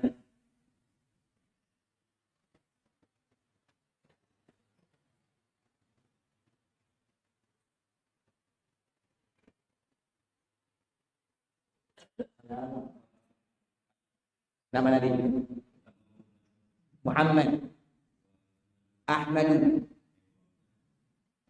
Nabiur Rahman Al-Mahi Nabiut Taubah Al-Muqaffi Al-Aqib Al-Hashir Al-Marhamah Al-Malhamah Al-Malhamah artinya Masya Allah, silakan. Buat majalah Barakallahu fiikum ikhwatul Islam. Saya berharap hadiahnya sudah habis ya, tapi datang terus. Jadi kapan kita selesai ini acaranya? Tapi ikhwatul Islam kita tidak berlama-lama. Alhamdulillah tanpa kita merasa kita sudah 60 menit di sini ya. Dan biasanya kalau sudah lebih daripada 60 menit itu sudah melanggar kode etik. Kan itu biasanya kan? Dan sekarang kita buka sesi tanya jawab. Kalau ada di antara kita yang bertanya, maka kami berusaha untuk menjawabnya. Dan kami bersyukur kalau seandainya tidak ada pertanyaan. Tapi kalau ada juga tidak menjadi masalah. Kita berusaha untuk menjawabnya. Barakallahu fikum wa jazakumullahu khairan. Silakan. Sebentar ya Pak ya, yang baik.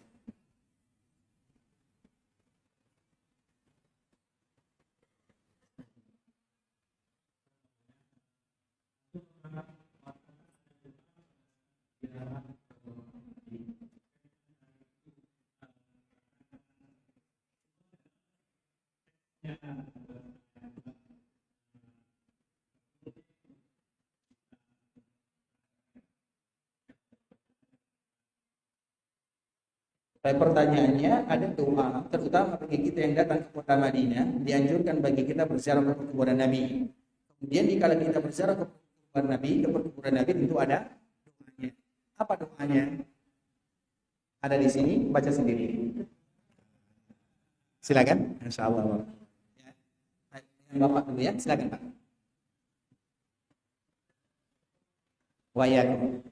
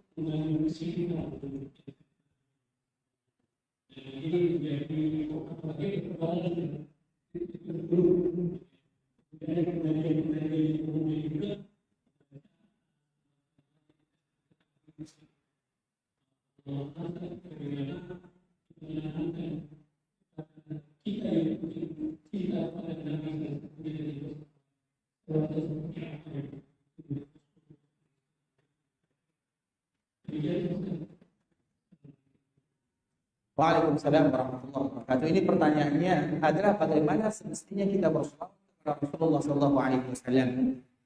Karena pertanyaannya sudah keluar, berarti kita siap-siap untuk menghafalnya. Karena apa gunanya saya membaca selawat kalau tidak dihafal? Ya atau tidak? Siap untuk menghafalnya? Baik. Selawat yang pertama adalah selawat yang diriwayatkan oleh Bukhari dan Imam Muslim dari sahabat Ka'ab bin Ujrah, dari Abdurrahman bin Abi Layla, kemudian dari sahabat Ka'ab bin Ujrah. Dia bertanya kepada Rasulullah SAW, ya Rasulullah, hadza salam, fakaifa nusalli alaihi? Ya Rasulullah, kami tahu bagaimana cara mengucapkan salam.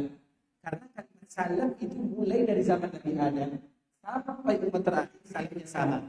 Bahkan setiap agama samawi itu salamnya sama. Maka dilihat agama-agama samawi, orang Nasrani, orang Yahudi, salamnya sama semuanya. Salam itu salam semuanya. Karena itu merupakan salam yang diajarkan oleh malaikat kepada Nabi Ibrahim. Dan Allah mengatakan ini adalah salam untukmu dan untuk anak cucu. Sehingga semua agama samawi salam sama. Jikalau kita mengucapkan salam kepada Nabi, Assalamualaikum ya Rasulullah, selesai. Makanya sahabat ini mengatakan, ya Rasulullah, salam. Kami tahu bagaimana cara mengucapkan salam. Fakaifa nusalli alaika? Bagaimana kami berselawat kepada Nabi? Para sahabat bertanya seperti ini, ada dua kemungkinan. Yang pertama, mereka tidak tahu bagaimana berselawat kepada Nabi. Karena ibadah yang lama tidak ada pada Nabi sebelumnya. Makanya kepada Nabi sebelumnya kita mengucapkan salam. Tapi untuk Rasulullah mengucapkan salam dan salawat. Maka mereka bertanya, karena mereka tidak tahu. Kemungkinan yang kedua, mereka tahu berselawat kepada Nabi. Tapi mereka menginginkan, tidak mungkin selawat yang keluar dari lisan mereka lebih bagus daripada lisan Nabi SAW. Maka ini riwayat yang pertama. Dari Allahumma salli ala Muhammad wa ala ali Muhammad kama sallaita ala Ibrahim wa ala ali Ibrahim innaka Hamidum Majid. Allahumma barik ala Muhammad wa ala ali Muhammad kama barakta ala Ibrahim wa ala ali Ibrahim innaka Hamidum Majid. Itu yang pertama. Yang kedua, dari sahabat Abu Sa'id Al-Khudri radhiyallahu ta'ala anhu. Pertanyaannya juga masih sama. Ya Rasulullah, salam. Kami tahu bagaimana mengucapkan salam. Bagaimana kami berselawat kepadamu? Maka Nabi SAW menyebutkan, Allahumma salli ala Muhammad abduka wa rasuluh kama sallaita ala Ibrahim wa barik ala Muhammad. Kemudian dari Abu Humaid As-Sa'idi, ini yang ketiga. Pertanyaannya masih sama. Allahumma salli ala Muhammad wa azwajihi wa dhurriyyatihi kama sallaita ala Ibrahim wa barik ala Muhammad wa azwajihi wa dhurriyyatihi kama barakta ala Ibrahim innaka Hamidum Majid. Yang keempat, sudah hafal yang ketiga dulu? Ini tanggung jawab kita menghafal semua nih. Baik, yang keempat, ini juga mudah. Allahumma salli ala Muhammad wa ala ali Muhammad kama sallaita ala Ibrahim. Ini dari Abu Mas'ud Al-Ansari. Allahumma salli ala Muhammad wa ala ali Muhammad kama sallaita ala Ibrahim wa barik ala Muhammad wa ala ali Muhammad kama barakta ala Ibrahim fil alamin innaka Hamidum Majid. Dari sahabat Uqbah bin Amir, ini diriwayatkan oleh Muhammad. Allahumma salli ala Muhammad wa ala ahli baitihi wa ala azwajihi wa dhurriyyatihi kama sallaita ala Ibrahim wa ala ali Ibrahim innaka Hamidum Majid. Allahumma barik ala Muhammad wa ala ahli baitihi wa ala azwajihi wa dhurriyyatihi kama barakta ala Ibrahim wa ala ali Ibrahim innaka Hamidum Majid. Yang keenam, Allahumma salli ala Muhammad an-nabi al-ummi kama sallaita ala Ibrahim wa barik ala Muhammad an-nabi al-ummi kama barakta ala Ibrahim wa ala ali Ibrahim innaka Hamidum Majid. Siapa yang sudah hafal? Kita ingin berselawat kepada Nabi dan kita tidak hafal, sulit untuk berselawat kepada Nabi. Masalahnya kita tidak menghafalnya. Dan inilah teks-teks selawat yang keluar dari lisan baginda Rasulullah SAW. Bisa dipahami? Apakah mungkin ada selawat yang lebih bagus dari selawat yang keluar dari lisan Nabi? Tidak. Tapi kenapa kita tidak mengucapkannya? Karena itu saja alasannya. Kalau kita mengucapkannya, maka hafalah selawat ini. Jelas Pak ya? Baik. Kita baca ini dulu atau yang katakan? Tadi ada satu dulu sebentar ya. Mungkin kasih dua kesempatan ya. Kemudian nanti setelah itu kita bacakan ya. Baik, silakan. Salam. Allahumma barik. Semoga jumpa lagi ya. Ini ya.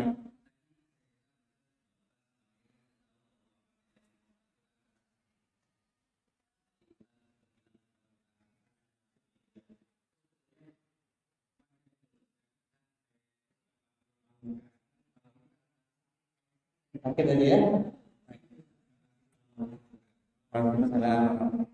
Kalau kita jabarkan bisa 2 jam atau 3 jam. Berarti nanti kita sambut pengajiannya di Masjid Nabawi saja ya. Karena sakit, apakah mungkin tiba-tiba dari sakit? Dan itu merupakan hikmah dari Allah. Siapapun yang sakit pasti ada penyebabnya. Bukan berarti Allah tidak sanggup untuk tidak menjadikan adanya penyebab. Tapi karena itu hukum alam, ada sebab dan ada sebab. Nah, salah satunya sakit nanti. Kenapa? Karena ada racun. Kapan terjadi pada hewan? Kapan terjadi pada hewan? Panjang ceritanya. Nah, jadi nanti kita sambung saja. Insya Allah pembahasan ini semoga bisa datang ke sini lagi. Ya, kurang lebih 2 tahun lagi. Baik ya. Mohon maaf kalau panjang saya ceritanya. Tapi intinya Nabi sakit iya, tapi apa penyebabnya? Harus. Kemudian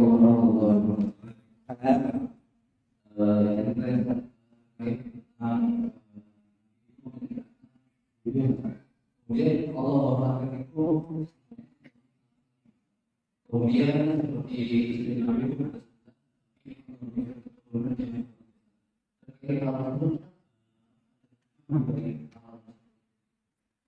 Baik, sebelum bertanya, anak Nabi ada berapa? Sebutkan semuanya.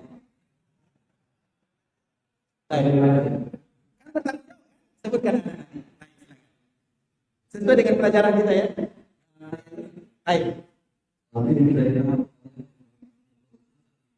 Coba supaya semua kita bisa menangkapnya, yang laki-laki dulu.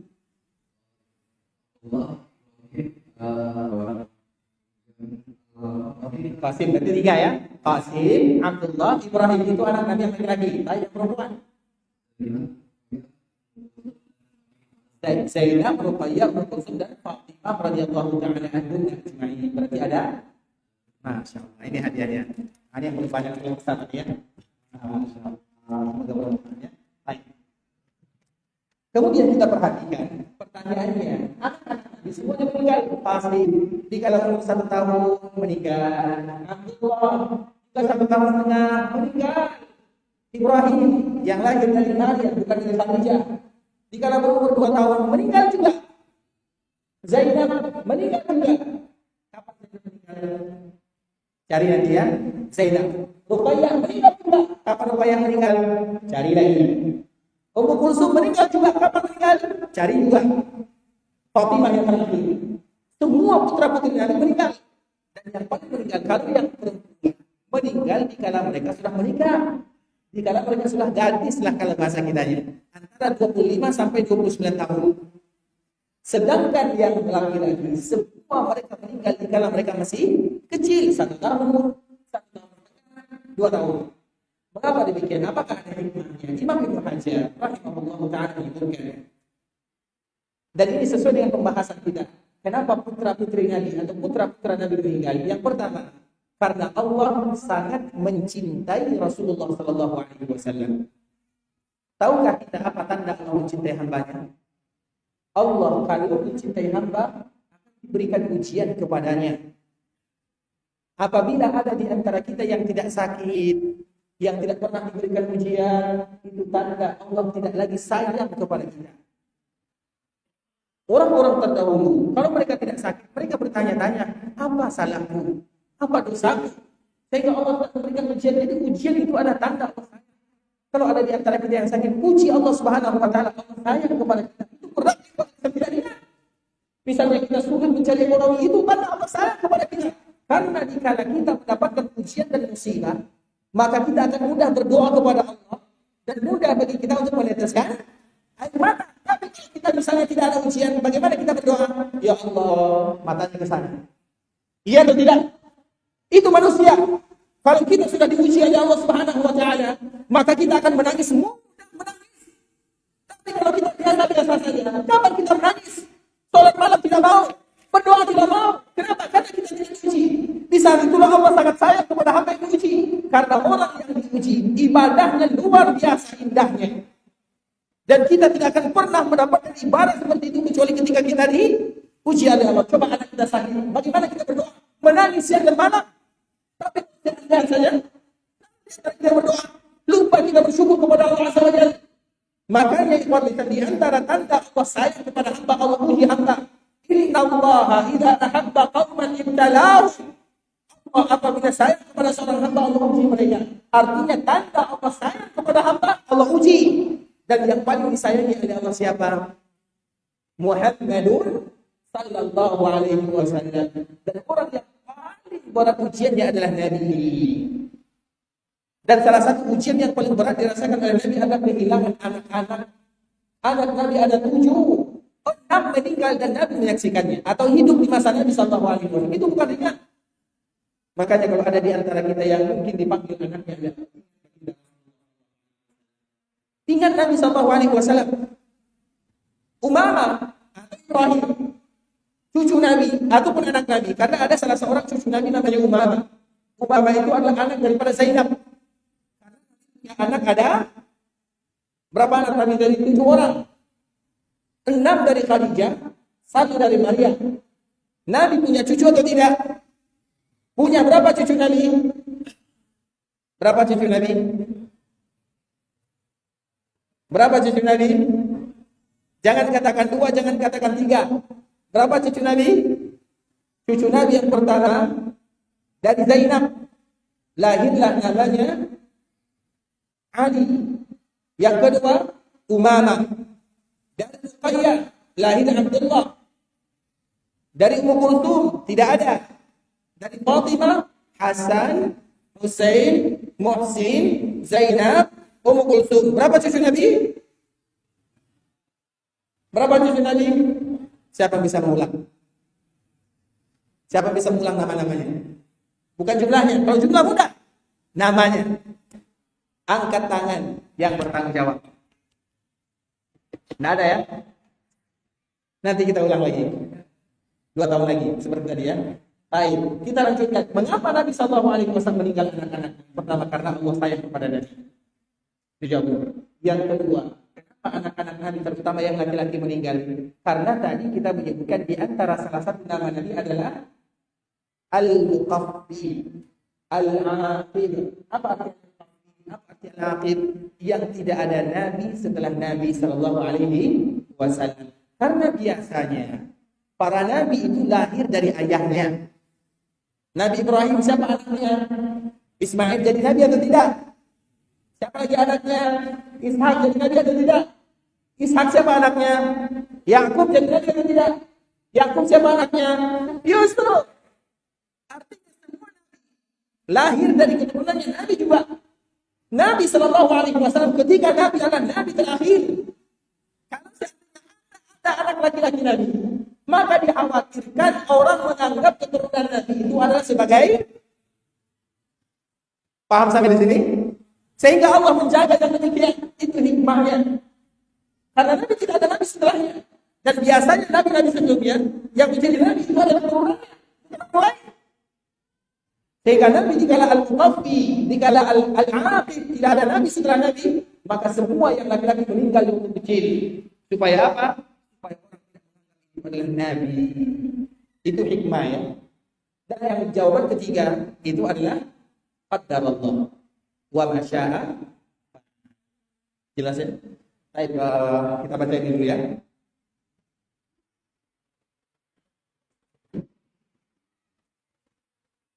Mungkin kita dahulukan pertanyaan yang berkaitan dengan tema ya. Kemudian nanti kalau tidak ada lagi berkaitan dengan tema, kita baca yang lain. Kalau seandainya ada. Baik. Apakah termasuk mencintai Nabi SAW kalau tidak pernah mengajarkan sunnah Nabi atau tidak pernah mengerjakan sunnah Nabi SAW? Apakah termasuk orang yang mencintai Nabi kalau orang tidak mengerjakan sunnah Nabi? Pertanyaan ini ikhwatul Islam tidak bisa kita jawab begitu saja. Karena kalimat sunnah itu banyak maknanya. Kalimat sunnah banyak sekali maknanya. Apa arti sunnah? Bisa jadi sunnah itu secara hukum, ini hukumnya sunnah, ini hukumnya wajib. Secara hukum fikih. Misalnya, contoh misalnya, memotong kuku lebih daripada 40 hari. Memotong kuku itu hukumnya apa? Sunnah. Tapi hukum sebenarnya apa? Wajib. Wajib tapi paham sampai di situ? Paham atau tidak?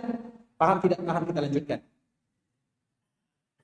Karena ada yang sunnah, ini sunnah Nabi, tapi hukumnya wajib. Bisa dipahami? Itu sunnah Nabi tapi wajib kita lakukan. Sunnah Nabi tapi wajib.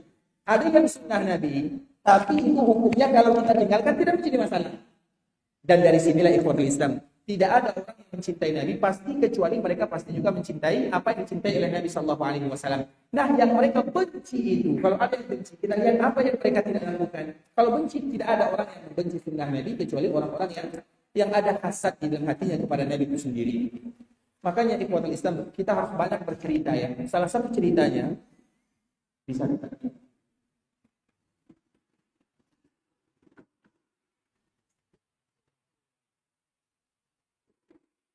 Misalnya kita sebutkan salah satu kisah yang sangat indah agar kita tahu sebenarnya tidak ada yang benci kepada Nabi, tidak ada.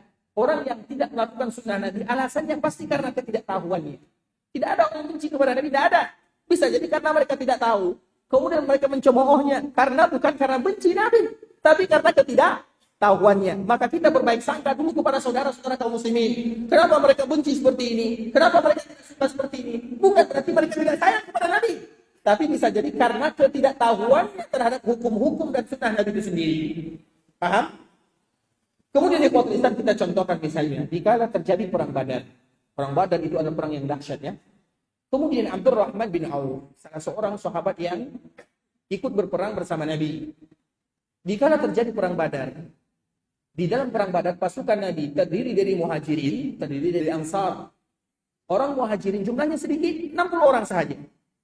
Sedangkan orang Ansar itu jumlahnya sisanya. Nah, dikala terjadi perang Badar, ada 2 orang pemuda yang belum terlalu tinggi atau belum terlalu tua, masih muda, belasan tahun. Mereka juga ikut dan kebetulan mereka berada di samping kanan dan kirinya Abdurrahman bin Auf. Orang Al-Ansar, orang Madinah, apakah mereka kenal dengan Abu Jahal? Mereka tidak kenal dengan Abu Jahal. Abu Jahal orang Mekah, mereka orang Madinah. Dikala terjadi perang Badar, apa kata 2 orang pemuda yang berasal dari Ansar ini kepada Abdurrahman? Wahai pamanku, mana yang namanya Abu Jahal? Jadi yang kanan mengatakan, wahai pamanku, mana Abu Jahal? Yang kiri juga mengatakan, wahai pamanku, mana Abu Jahal? Abdurrahman bertanya, kenapa kalian mencari Abu Jahal? Apa masalahnya dengan kalian? Mereka menjawab, sebenarnya kami tidak ada masalah. Tapi kami mengetahui bahwa yang selama ini menyakiti Nabi adalah Abu Jahal. Sehingga 2 orang pemuda ini tidak tahu Abu Jahal ada urusan dengan Abu Jahal. Tapi karena Abu Jahal yang paling menyakiti Nabi SAW, sengaja tujuannya tidak ada yang lain. Jadi mereka itu ikut berperang hanya untuk mencari Abu Jahal, bukan yang lain. Mereka tidak ada urusan. Mereka masih muda. Pada akhirnya dikala terjadi perang berkecamuk ikhwatul Islam, maka visi dan misi mereka lakukan. Tujuan mereka hanya mencari Abu Jahal, dicari Abu Jahal. Maka didapatkan Abu Jahal. Kemudian mereka berdua membunuhnya, terbunuh Abu Jahal, mati di sana. Kemudian dikala Abu Jahal mati, kedua orang pemuda ini selesai tugasnya. Mereka lari, bertemu dengan Nabi dan mengatakan, yang satu mengatakan, "Ya Rasulullah, aku telah membunuh Abu Jahal." Yang satu mengatakan, "Ya Rasulullah, aku telah membunuh Abu Jahal." Maka Nabi mengatakan, "Coba lihat pedang kalian." Dilihat oleh Nabi pedang yang satu, dilihat lagi oleh Nabi pedang yang satu. Apa kata Nabi? "Kalian berdua telah membunuhnya." Pertanyaannya, kenapa mereka membunuh Abu Jahal? Karena mereka menyakiti Rasulullah SAW. Orang yang menyakiti sunnah Nabi berarti sama saja menyakiti Rasulullah. Masalahnya mereka tidak tahu. Itu saja masalahnya. Tidak ada orang yang sengaja menyakiti Nabi SAW. Tidak ada. Tidak ada kaum muslimin yang tidak suka kepada sunnah Nabi. Tidak ada. Yang ada itu orang yang tidak tahu akan sunnah Nabi. Itu yang ada. Kita selalu menceritakan di kuat Islam ada sunnah siwak. Kita selalu menceritakan kalimat ini. Sunnah siwak. Siwak itu sunnah atau tidak? Sunnah. Wajib atau bukan? Bukan. Tapi sunnah. Ada cerita yang selalu kami bawakan di kuat Islam. Ini cerita dinukilkan oleh Imam Ibnu Katsir rahimahullahu ta'ala. Tentang orang yang bergurau dengan siwak. Bergurau. Biasanya siwak diletakkan di gigi, dibersihkan sebelum sholat, sebelum wudu, di kala masuk rumah, di kala sholat malam. Itu adalah waktu-waktu Nabi bersiwak. Tiba-tiba orang ini berasal dari Basrah. Dia, kalau disebut nama tidak usah sebut nama ya, karena cerita lama, namanya bagus. Tapi karena perangannya tidak bagus. Dikala dia bersiwak, dia ambil siwak untuk bercanda. Biasanya orang meletakkan siwak di mulutnya, dia letakkan di duburnya. Ini siwak kalian itu, ini siwak kalian itu. Seolah-olah bercanda. Dia bercanda. Apa yang terjadi kepada Islam? Setelahnya dia merasakan sakit perut yang luar biasa. 1 hari, 2 hari, 3 hari. Pada akhirnya dia pun meninggal. Dikala dia meninggal, ternyata dari perutnya keluar seekor hewan. Jadi laki-laki ini, kalau ada yang bertanya apakah ada laki-laki yang hamil, ini jawabannya. Ada. Dan itu sudah tidak lagi sampai sekarang ya. Nah, dia hamil, isi perutnya itu binatang, hewan. Giginya panjang, ekornya seperti tikus, giginya tajam. Kemudian menghabiskan sesuatu yang ada di perutnya ini. Kemudian pada akhirnya keluar dari duburnya. Orangnya mati, hewannya pun mati. Kenapa? Karena mencela sunnah Nabi. Coba perhatikan sesuatu yang perkara yang mudah. Yang lain misalnya, ada kata Nabi SAW, kalau kalian bangun dari tidur, maka bersihkan dulu tangan kalian. Kan kita kalau bangun tidur biasanya kita langsung berwudu, cuci dulu tangan. Ya atau tidak? Apa alasannya kata Nabi? Karena kalian tidak tahu tangan kalian ini berada di mana di kala kalian tidur. Siapa yang tahu di mana tangannya berada di tidur? Tidak ada. Karena tidur itu saudara mati. Makanya di surga tidak ada yang namanya tidur. Karena tidur itu saudara kematian. Banyak orang yang tidur tidak bangkit lagi setelahnya. Makanya dikala kita meninggal, dikala kita tidur, ada doanya. In ahyaitahu, ya Allah, kalau engkau kembalikan jasadku atau ruhku, kembalikan dalam keadaan engkau rahmati. Kalau seandainya engkau ambil, maka ambil dalam keadaan engkau ampuni. Itu adalah doa tidur ya. Doa dikala bukan dikala kita tidur ya, membacanya sebelum tidur. Kemudian di qadar Islam, dikala kita bangun tidur, kita tidak tahu di mana tangan kita ini berada. Kemudian apa yang terjadi? Ada salah seorang bergurau, bercanda. Ya Rasulullah, saya tahu di mana tanganku saya berada di kala waktu aku tidur. Aku tahu di mana letaknya. Itu mengolok-olok sunnah Rasulullah SAW. Maka dia pun tidur. Dia bangun, tangannya ini sampai ke sikunya sudah berada di dalam duburnya. Coba bayangkan bagaimana. Kenapa? Karena mengolok-olok sunnah Nabi SAW. Sunnah Nabi kalau belum bisa diterapkan, maka kita berdoa, ya Allah, semoga dimudahkan saya untuk menerapkannya. Karena tidak semua orang yang mudah menerapkan sunnah Nabi SAW. Tidak semua orang. Dan bahkan yang tidak menerapkan lebih mulia daripada yang menerapkan. Karena itu di sisi Allah Subhanahu Wa Taala. Tapi secara zahir kita akan bangga dengan sunnah Nabi SAW. Makanya kita tidak boleh menilai orang hanya secara penampilan saja. Iya, itu salah satu bentuknya. Tapi yang paling penting kita tidak tahu bagaimana keadaan orang yang ada di sana. Banyak saudara-saudara kita ikhwan Islam, wanita-wanita kaum muslimin mereka tidak boleh pakai jilbab. Kalau pakai jilbab mereka dibunuh. Kemudian mereka tidak pakai jilbab. Apakah mereka menolak sunnah Nabi? Tidak.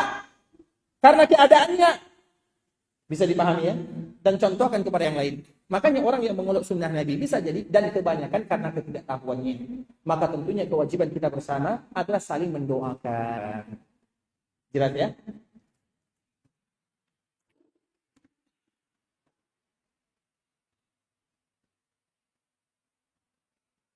Bagaimana cara meyakinkan motivasi anak-anak untuk mengamalkan sunnah Nabi Sallallahu Alaihi Wasallam? Caranya mudah saja, yaitu pertama kali kita menjadi orang tua yang mengamalkannya. Kemudian ikhwatul Islam, masalah anak-anak ini tentunya masalahnya sangat panjang sekali ya. Bagaimana meyakinkan agar anak-anak kita juga ikut, itu butuh motivasi. Dan bagaimana cara memberikan motivasi? Tidak ada motivasi yang terindah kecuali bersumber dari orang tua. Ingat bahasa ini. Kita mengenal ada yang namanya anak yang durhaka. Pernahkah kita mengenal ada yang namanya orang tua yang durhaka? Pernah atau tidak? Pernah kita mendengar ada orang tua durhaka? Dan anak tidak akan menjadi durhaka kecuali orang tua yang pertama kali durhaka.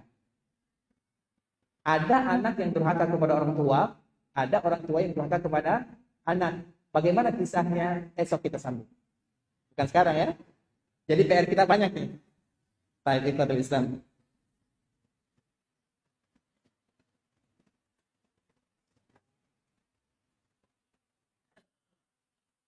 Ini banyak pertanyaan yang bukan kami tidak mau menjawab ya, tapi karena pertama waktu, yang kedua karena keluar di luar dari tema. Jadi kita dahulukan pertanyaan yang sesuai dengan topik dulu. Ustadz, istri saya meninggal dalam keadaan kondisi yang perutnya membesar. Apakah istri saya termasuk mati syahid? Apakah dia masuk surga? Tentunya siapapun yang meninggal karena sakit perut, al-mabtun fahuwa syahid. Orang yang sakit perut, dan rata-rata orang meninggal itu gara-gara sakit perut. Karena tempat yang paling berbahaya bagi anak Adam adalah perut.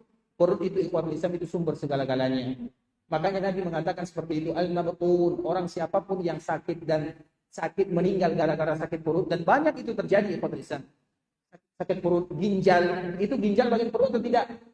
Sakit apalagi yang dalam perut, lambung, apalagi penyakit yang lain. Itu banyak di perut, banyak sekali ikhwan Islam. Jadi bukan hanya sakit perut begitu saja. Semua yang ada di perut, kalau menyebabkan kita meninggal, maka itu adalah syahid. Tapi apakah masuk surga? Apa jawabannya? Allahu a'lam. Hanya saja kita berdoa semoga masuk ke dalam surga. Karena tidak boleh ada di antara kita mengatakan kamu masuk surga, dia masuk neraka. Tidak boleh sama sekali. Bahkan ada salah satu cerita ikhwan Islam. Dikala terjadi peperangan, ada salah seorang yang semangat sekali berjuang, berjihad di jalan Allah Azza wa Jalla. Kemudian setelah usai peperangan, para sahabat atau dikala terjadi peperangan, para sahabat mengatakan, orang ini masuk surga, orang ini masuk surga. Kemudian Nabi mengatakan tidak, dia masuk neraka. Untuk memberikan pelajaran kepada kita bersama bahwa tidak boleh mengatakan ini masuk surga, ini masuk neraka, tidak boleh. Kita hanya dianjurkan melakukan pekerjaan yang bisa mengantarkan kita ke surga, meninggalkan perbuatan yang bisa mengantarkan kita ke dalam api neraka. Tapi surga atau neraka, Allahu a'lam. Orang ini, dikala dia semangat, para sahabat yang lain mengatakan dia masuk surga. Kemudian apa yang kata Nabi? Dia masuk neraka. Para sahabat yang lain, kenapa dia masuk neraka? Padahal dia syahid. Ternyata ikhwatul Islam, dikala terjadi peperangan, dia terluka. Dikala dia terluka, maka dia tidak sabar dengan lukanya. Pada akhirnya dia tancapkan pedangnya ke tanah. Pegangan itu ditancapkan ke tanah. Kemudian berarti pedangnya seperti ini. Kemudian dia melompat di atasnya. Apa namanya? Bunuh diri. Padahal dia sedang berjihad. Dia masuk neraka kata Nabi sallallahu alaihi wasallam. Begitu juga hadis yang dikeluarkan oleh Imam Abu Dawud. Ada dua orang, yang satu ahli ibadah, yang satu ahli maksiat. Dia berteman, dua orang ini berteman. Yang temannya ini selalu memberikan nasihat, kamu kenapa sih bermaksiat, berdosa, kenapa kamu seperti ini? Pada akhir-akhirnya dia sudah mulai bosan. Dan kita selalu mengatakan, kesombongan tidak muncul kecuali dari orang yang punya kelebihan. Lebih hartanya, lebih ibadahnya, lebih tahtanya, lebih perawakannya, lebih. Yang berlebih itu biasanya muncul kesombongan di sana. Kalau muka pas-pasan saya seperti saya, macam mana sombong? Kalau orang yang miskin bagaimana dia sombong? Kalau orang yang biasa bagaimana sombong? Makanya Nabi menyebutkan yang paling besar dosanya adalah orang miskin tapi sombong. Karena tidak mungkin dia sombong, tapi dia tetap sombong. Tidak mungkin. Karena biasanya sombong itu adalah orang yang punya, yang berlebih. Tidak mungkin sombong. Dan salah satu yang sombong itu, dan ini semoga Allah menjaga kita darinya, adalah orang yang dia merasa dirinya banyak ibadahnya. Saya rajin ibadah. Kalian itu kenapa kalian tidak beribadah? Itu sombong namanya. Nah ini ceritanya. Jadi ada dua orang, yang satu ahli ibadah, yang satu ahli maksiat. Dikala orang beribadah ini memberikan nasihat, ayo kita beribadah, ayo kita beribadah, ayo kita beribadah. Apa yang terjadi ikhwatul Islam? Pada akhirnya orang yang ahli ibadah ini merasa kesal kepada kawan ini. Kenapa kamu selalu berbuat maksiat? Wallahi lan yaghfirallahu lak. Demi Allah, Allah tidak akan pernah ampunkan dosamu. Berarti kamu masuk neraka, itu bahasanya. Kamu akan masuk neraka. Kemudian mereka berdua meninggal, dipanggil oleh Allah. Apa yang terjadi? Yang tadi ahli ibadah masuk neraka, yang tadi melakukan maksiat masuk, kita tidak. Dan kita tidak akan pernah masuk surga dengan amalan. Kita tidak akan pernah masuk surga karena amalan. Walaupun amalan penyebab masuk surga, tapi bukan karena amalannya. Itu hanya penyebabnya sahaja. Yang memasukkan kita ke dalam surga adalah karena rahmat dan kasih sayang Allah. Yang membuat kita datang ke masjid ini siapa? Allah. Yang membuat kita rajin beribadah siapa? Allah. Semuanya dikembalikan kepada Allah Azza wa Jalla, bukan kita. Makanya apabila ada orang yang sudah mulai memuji dirinya, itu alamat kebinasaan padanya. Makanya kisahnya dua orang tadi yang diriwayatkan oleh Abu Daud. Allah mengatakan dikala membangkitkan mereka berdua, manil ladzi yata'alla alayya alla aghfira li fulan. Siapa yang tadi bersumpah dengan menggunakan namaku? Aku tidak mengampunkan fulan. Aku ampunkan dia, aku masukkan kamu ke dalam api neraka. Ibadah yang memasukkan dia ke dalam api neraka. Kenapa? Karena sudah mulai menganggap remeh yang lainnya. Maka itu hati-hati. Jangan kita menganggap remeh yang lain. Kita beribadah kepada Allah semuanya karena taufik dari Allah. Kemudian kita saksikan ada kawan kita yang mungkin belum sholat, ada yang belum mengerjakan bagian daripada agama, bukan meremehkan tapi mengajak, paling tidak mendoakan. Apakah pernah kita mendoakan saudara kita yang mungkin mereka silap dalam agama? Pernah atau tidak? Jarang. Maka doakan semoga Allah memberikan petunjuk kepadanya, semoga Allah memberikan hidayah kepadanya. Itu kalimat-kalimat yang keluar dari lisan seorang muslim. Kemudian di ikhwatul Islam,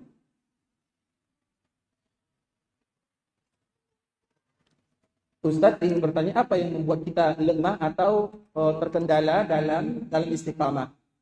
Ikhwatul Islam, bagaimana supaya kita istiqamah dalam agama Allah Azza wa Jalla? Tentunya itu juga tidak mudah ya. Istiqamah itu artinya bertahan.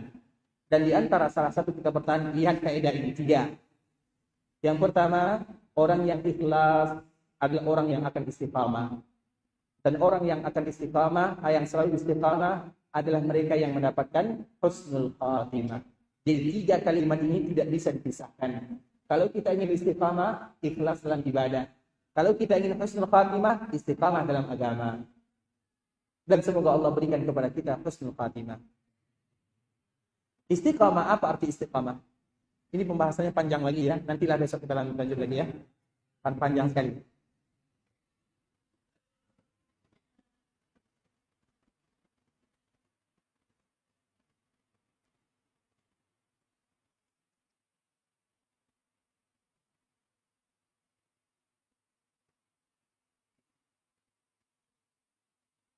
Bagaimana caranya mengajak warga untuk benar-benar mencintai Nabi Shallallahu Alaihi Wasallam, sementara di tempat saya masih banyak orang-orang yang menganggap orang yang melaksanakan sunnah Nabi disebut dengan kalimat-kalimat yang tidak bagus. Ini kuatul Islam, pembahasan kita tidak jauh dari yang tadi ya.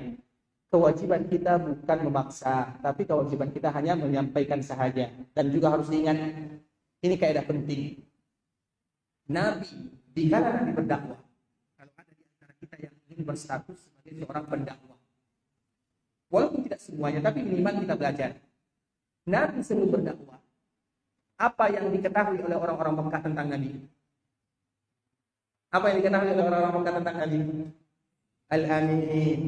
Nabi sudah terkenal atau belum? Terkenal apanya? Jujur. Terkenal apa lagi? Akhlak. Terkenal apa lagi? Berbuat baik. Nabi itu terkenal. Terkenal dengan kebaikannya. Terkenal dengan semuanya. Terkenal dengan jujurnya. Terkenal dengan silaturahimnya. Terkenal dengan membantunya. Terkenal dengan membantu fakir miskin. Itu sifat Nabi. Kapan itu terjadi? Sebelum Nabi diutus menjadi Nabi, menjadi Rasul. Kemudian dikala Nabi berumur 40 tahun, maka dikala Nabi berdakwah, tidak ada alasan bagi orang-orang Mekah untuk tidak menerima dakwah Nabi kecuali karena kesombongan sahaja. Kira-kira tuduhan yang mereka tuduhkan kepada Nabi, tidak ada satupun yang masuk. Nabi dibilang pendusta, mereka sendiri yang mengatakan Nabi jujur. Dibilang Nabi memecah belah, Nabi yang selalu nyambung tali silaturahim. Nabi yang selalu membantu. Nabi yang selalu membantu, Nabi semuanya. Dan ini disebutkan oleh para ulama di Islam. Bagi kita yang ingin berdakwah, maka jangan dulu berdakwah dengan lisan sebelum berdakwah dengan badan. Kita berdakwah kepada tetangga, tapi kita tidak pernah melihatnya. Diundang tidak mau. Saling memberikan hadiah juga tidak mau. Tapi coba kalau seandainya berdakwah itu bukan hanya dengan lisan. Berdakwah itu dengan badan dulu. Saling misalnya membantu. Ada salah satu kisahnya. Salah satu kisah dakwah yang paling indah. Dan saya rasa tidak ada di antara kita yang bisa melakukannya. Yaitu salah seorang sahabat atau salah seorang ulama namanya Hasan al-Basri. Rahimahullahu ta'ala. Dia berdakwah. Jadi Hasan al-Basri, dia memiliki tetangga orang Yahudi. Ini bukan orang Yahudi atau orang Nasara. Dan itu bukan orang sembarangan Yahudi atau Nasara. Tetangga ini berada di lantai atas. Dia berada di lantai bawah. Biasanya seperti apartemen. Apartemen itu biasanya yang kalau ada masalah, biasanya yang paling bawah dapat masalahnya. Dan salah satu masalah yang mereka hadapi, Hasan al-Basri, dia bekas buang air atau buang hajat dari tetangga itu selalu menetes di bawah rumahnya. Karena dia berada di bagian bawah, tetangganya berada di bagian atas. Tetangganya ini orang Yahudi. Kemudian di kuartal Islam, apa yang dilakukan oleh Hasan al-Basri? Kalau kita kira-kira ada tetangga kita yang membuat rumah kita kotor, apa yang kita lakukan? Dia bawa pisau. Jangan. Dimarahin, kamu ini tidak ada ini. Macam-macam kita katakan. Kamu tidak, kamu tahu tidak. Tapi coba lihat. Itu dakwah yang sesungguhnya. Agar kita tahu kalau dakwah itu bukan hanya dengan lisan. Dikala seperti itu. Jadi Hasan al-Basri setiap hari, terutama di malam hari, dia membuang bekas daripada kotoran tetangganya. Di malam hari dia selalu keluar. Berapa lamanya? 11 tahun.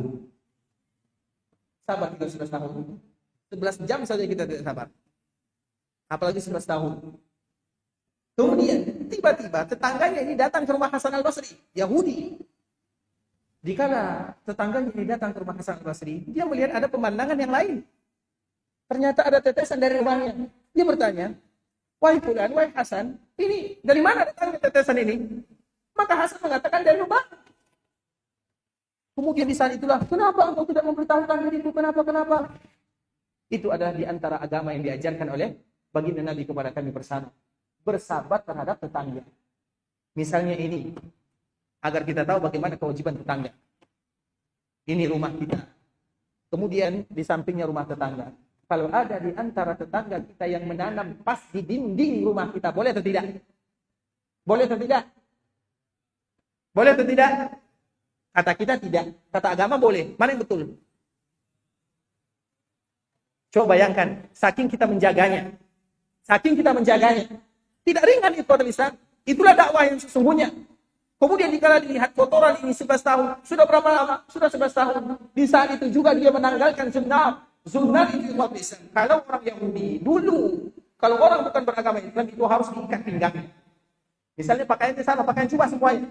Dan harus ada perbedaan antara Yahudi atau antara yang Muslim dengan yang bukan Muslim. Salah satu yang membedakannya pakaiannya sama. Ini pakaian Muslim ini. Dan ini bukan pakaian Muslim saja. Kita tahu orang yang wisuda namanya. Orang wisuda biasanya pakai apa? Pakai apa? Ini apa namanya? Enggak, kalau di sini jubah kan? Gamis kan? Separuh betis kan? Itu pakaian kaum muslimin. Pakaian kaum muslimin yang mereka ambil. Dan sampai sekarang diabadikan agar kita tahu ini pakaian kaum muslimin.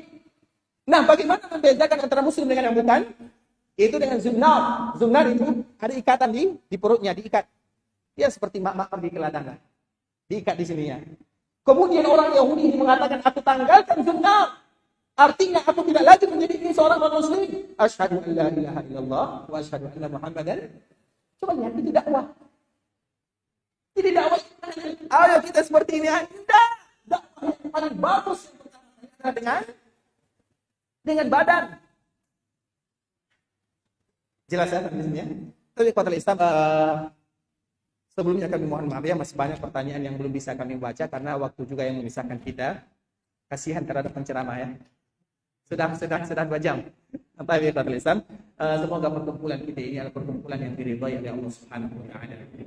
Dan semoga perkumpulan kita ini menyebabkan dosa-dosa kita diampunkan oleh Allah Subhanahu wa taala.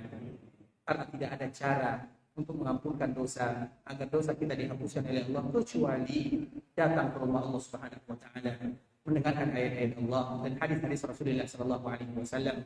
Karena malaikat turun di sana. Tidak ada orang yang datang ke masjid kecuali malaikat turun. Kalau mereka turun membawa rahmat, maka di saat itulah berdoalah sebanyak-banyaknya. Semoga Allah ampunkan dosa kita bersama. Allah ampunkan dosa orang tua kita. Allah ampunkan dosa saudara-saudari kita.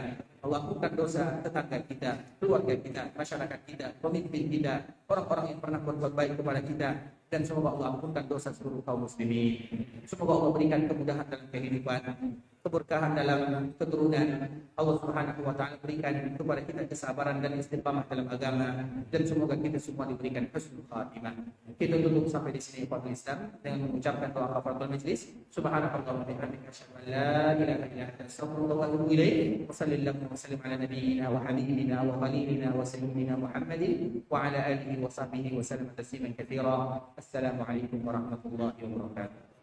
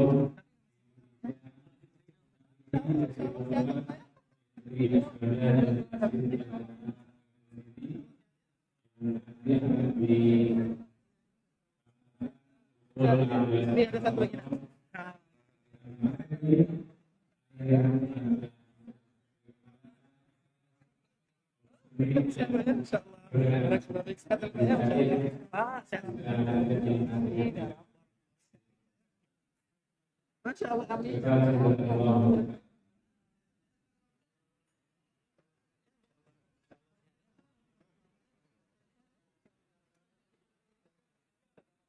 Gimana kalau saya seperti itu, Pak?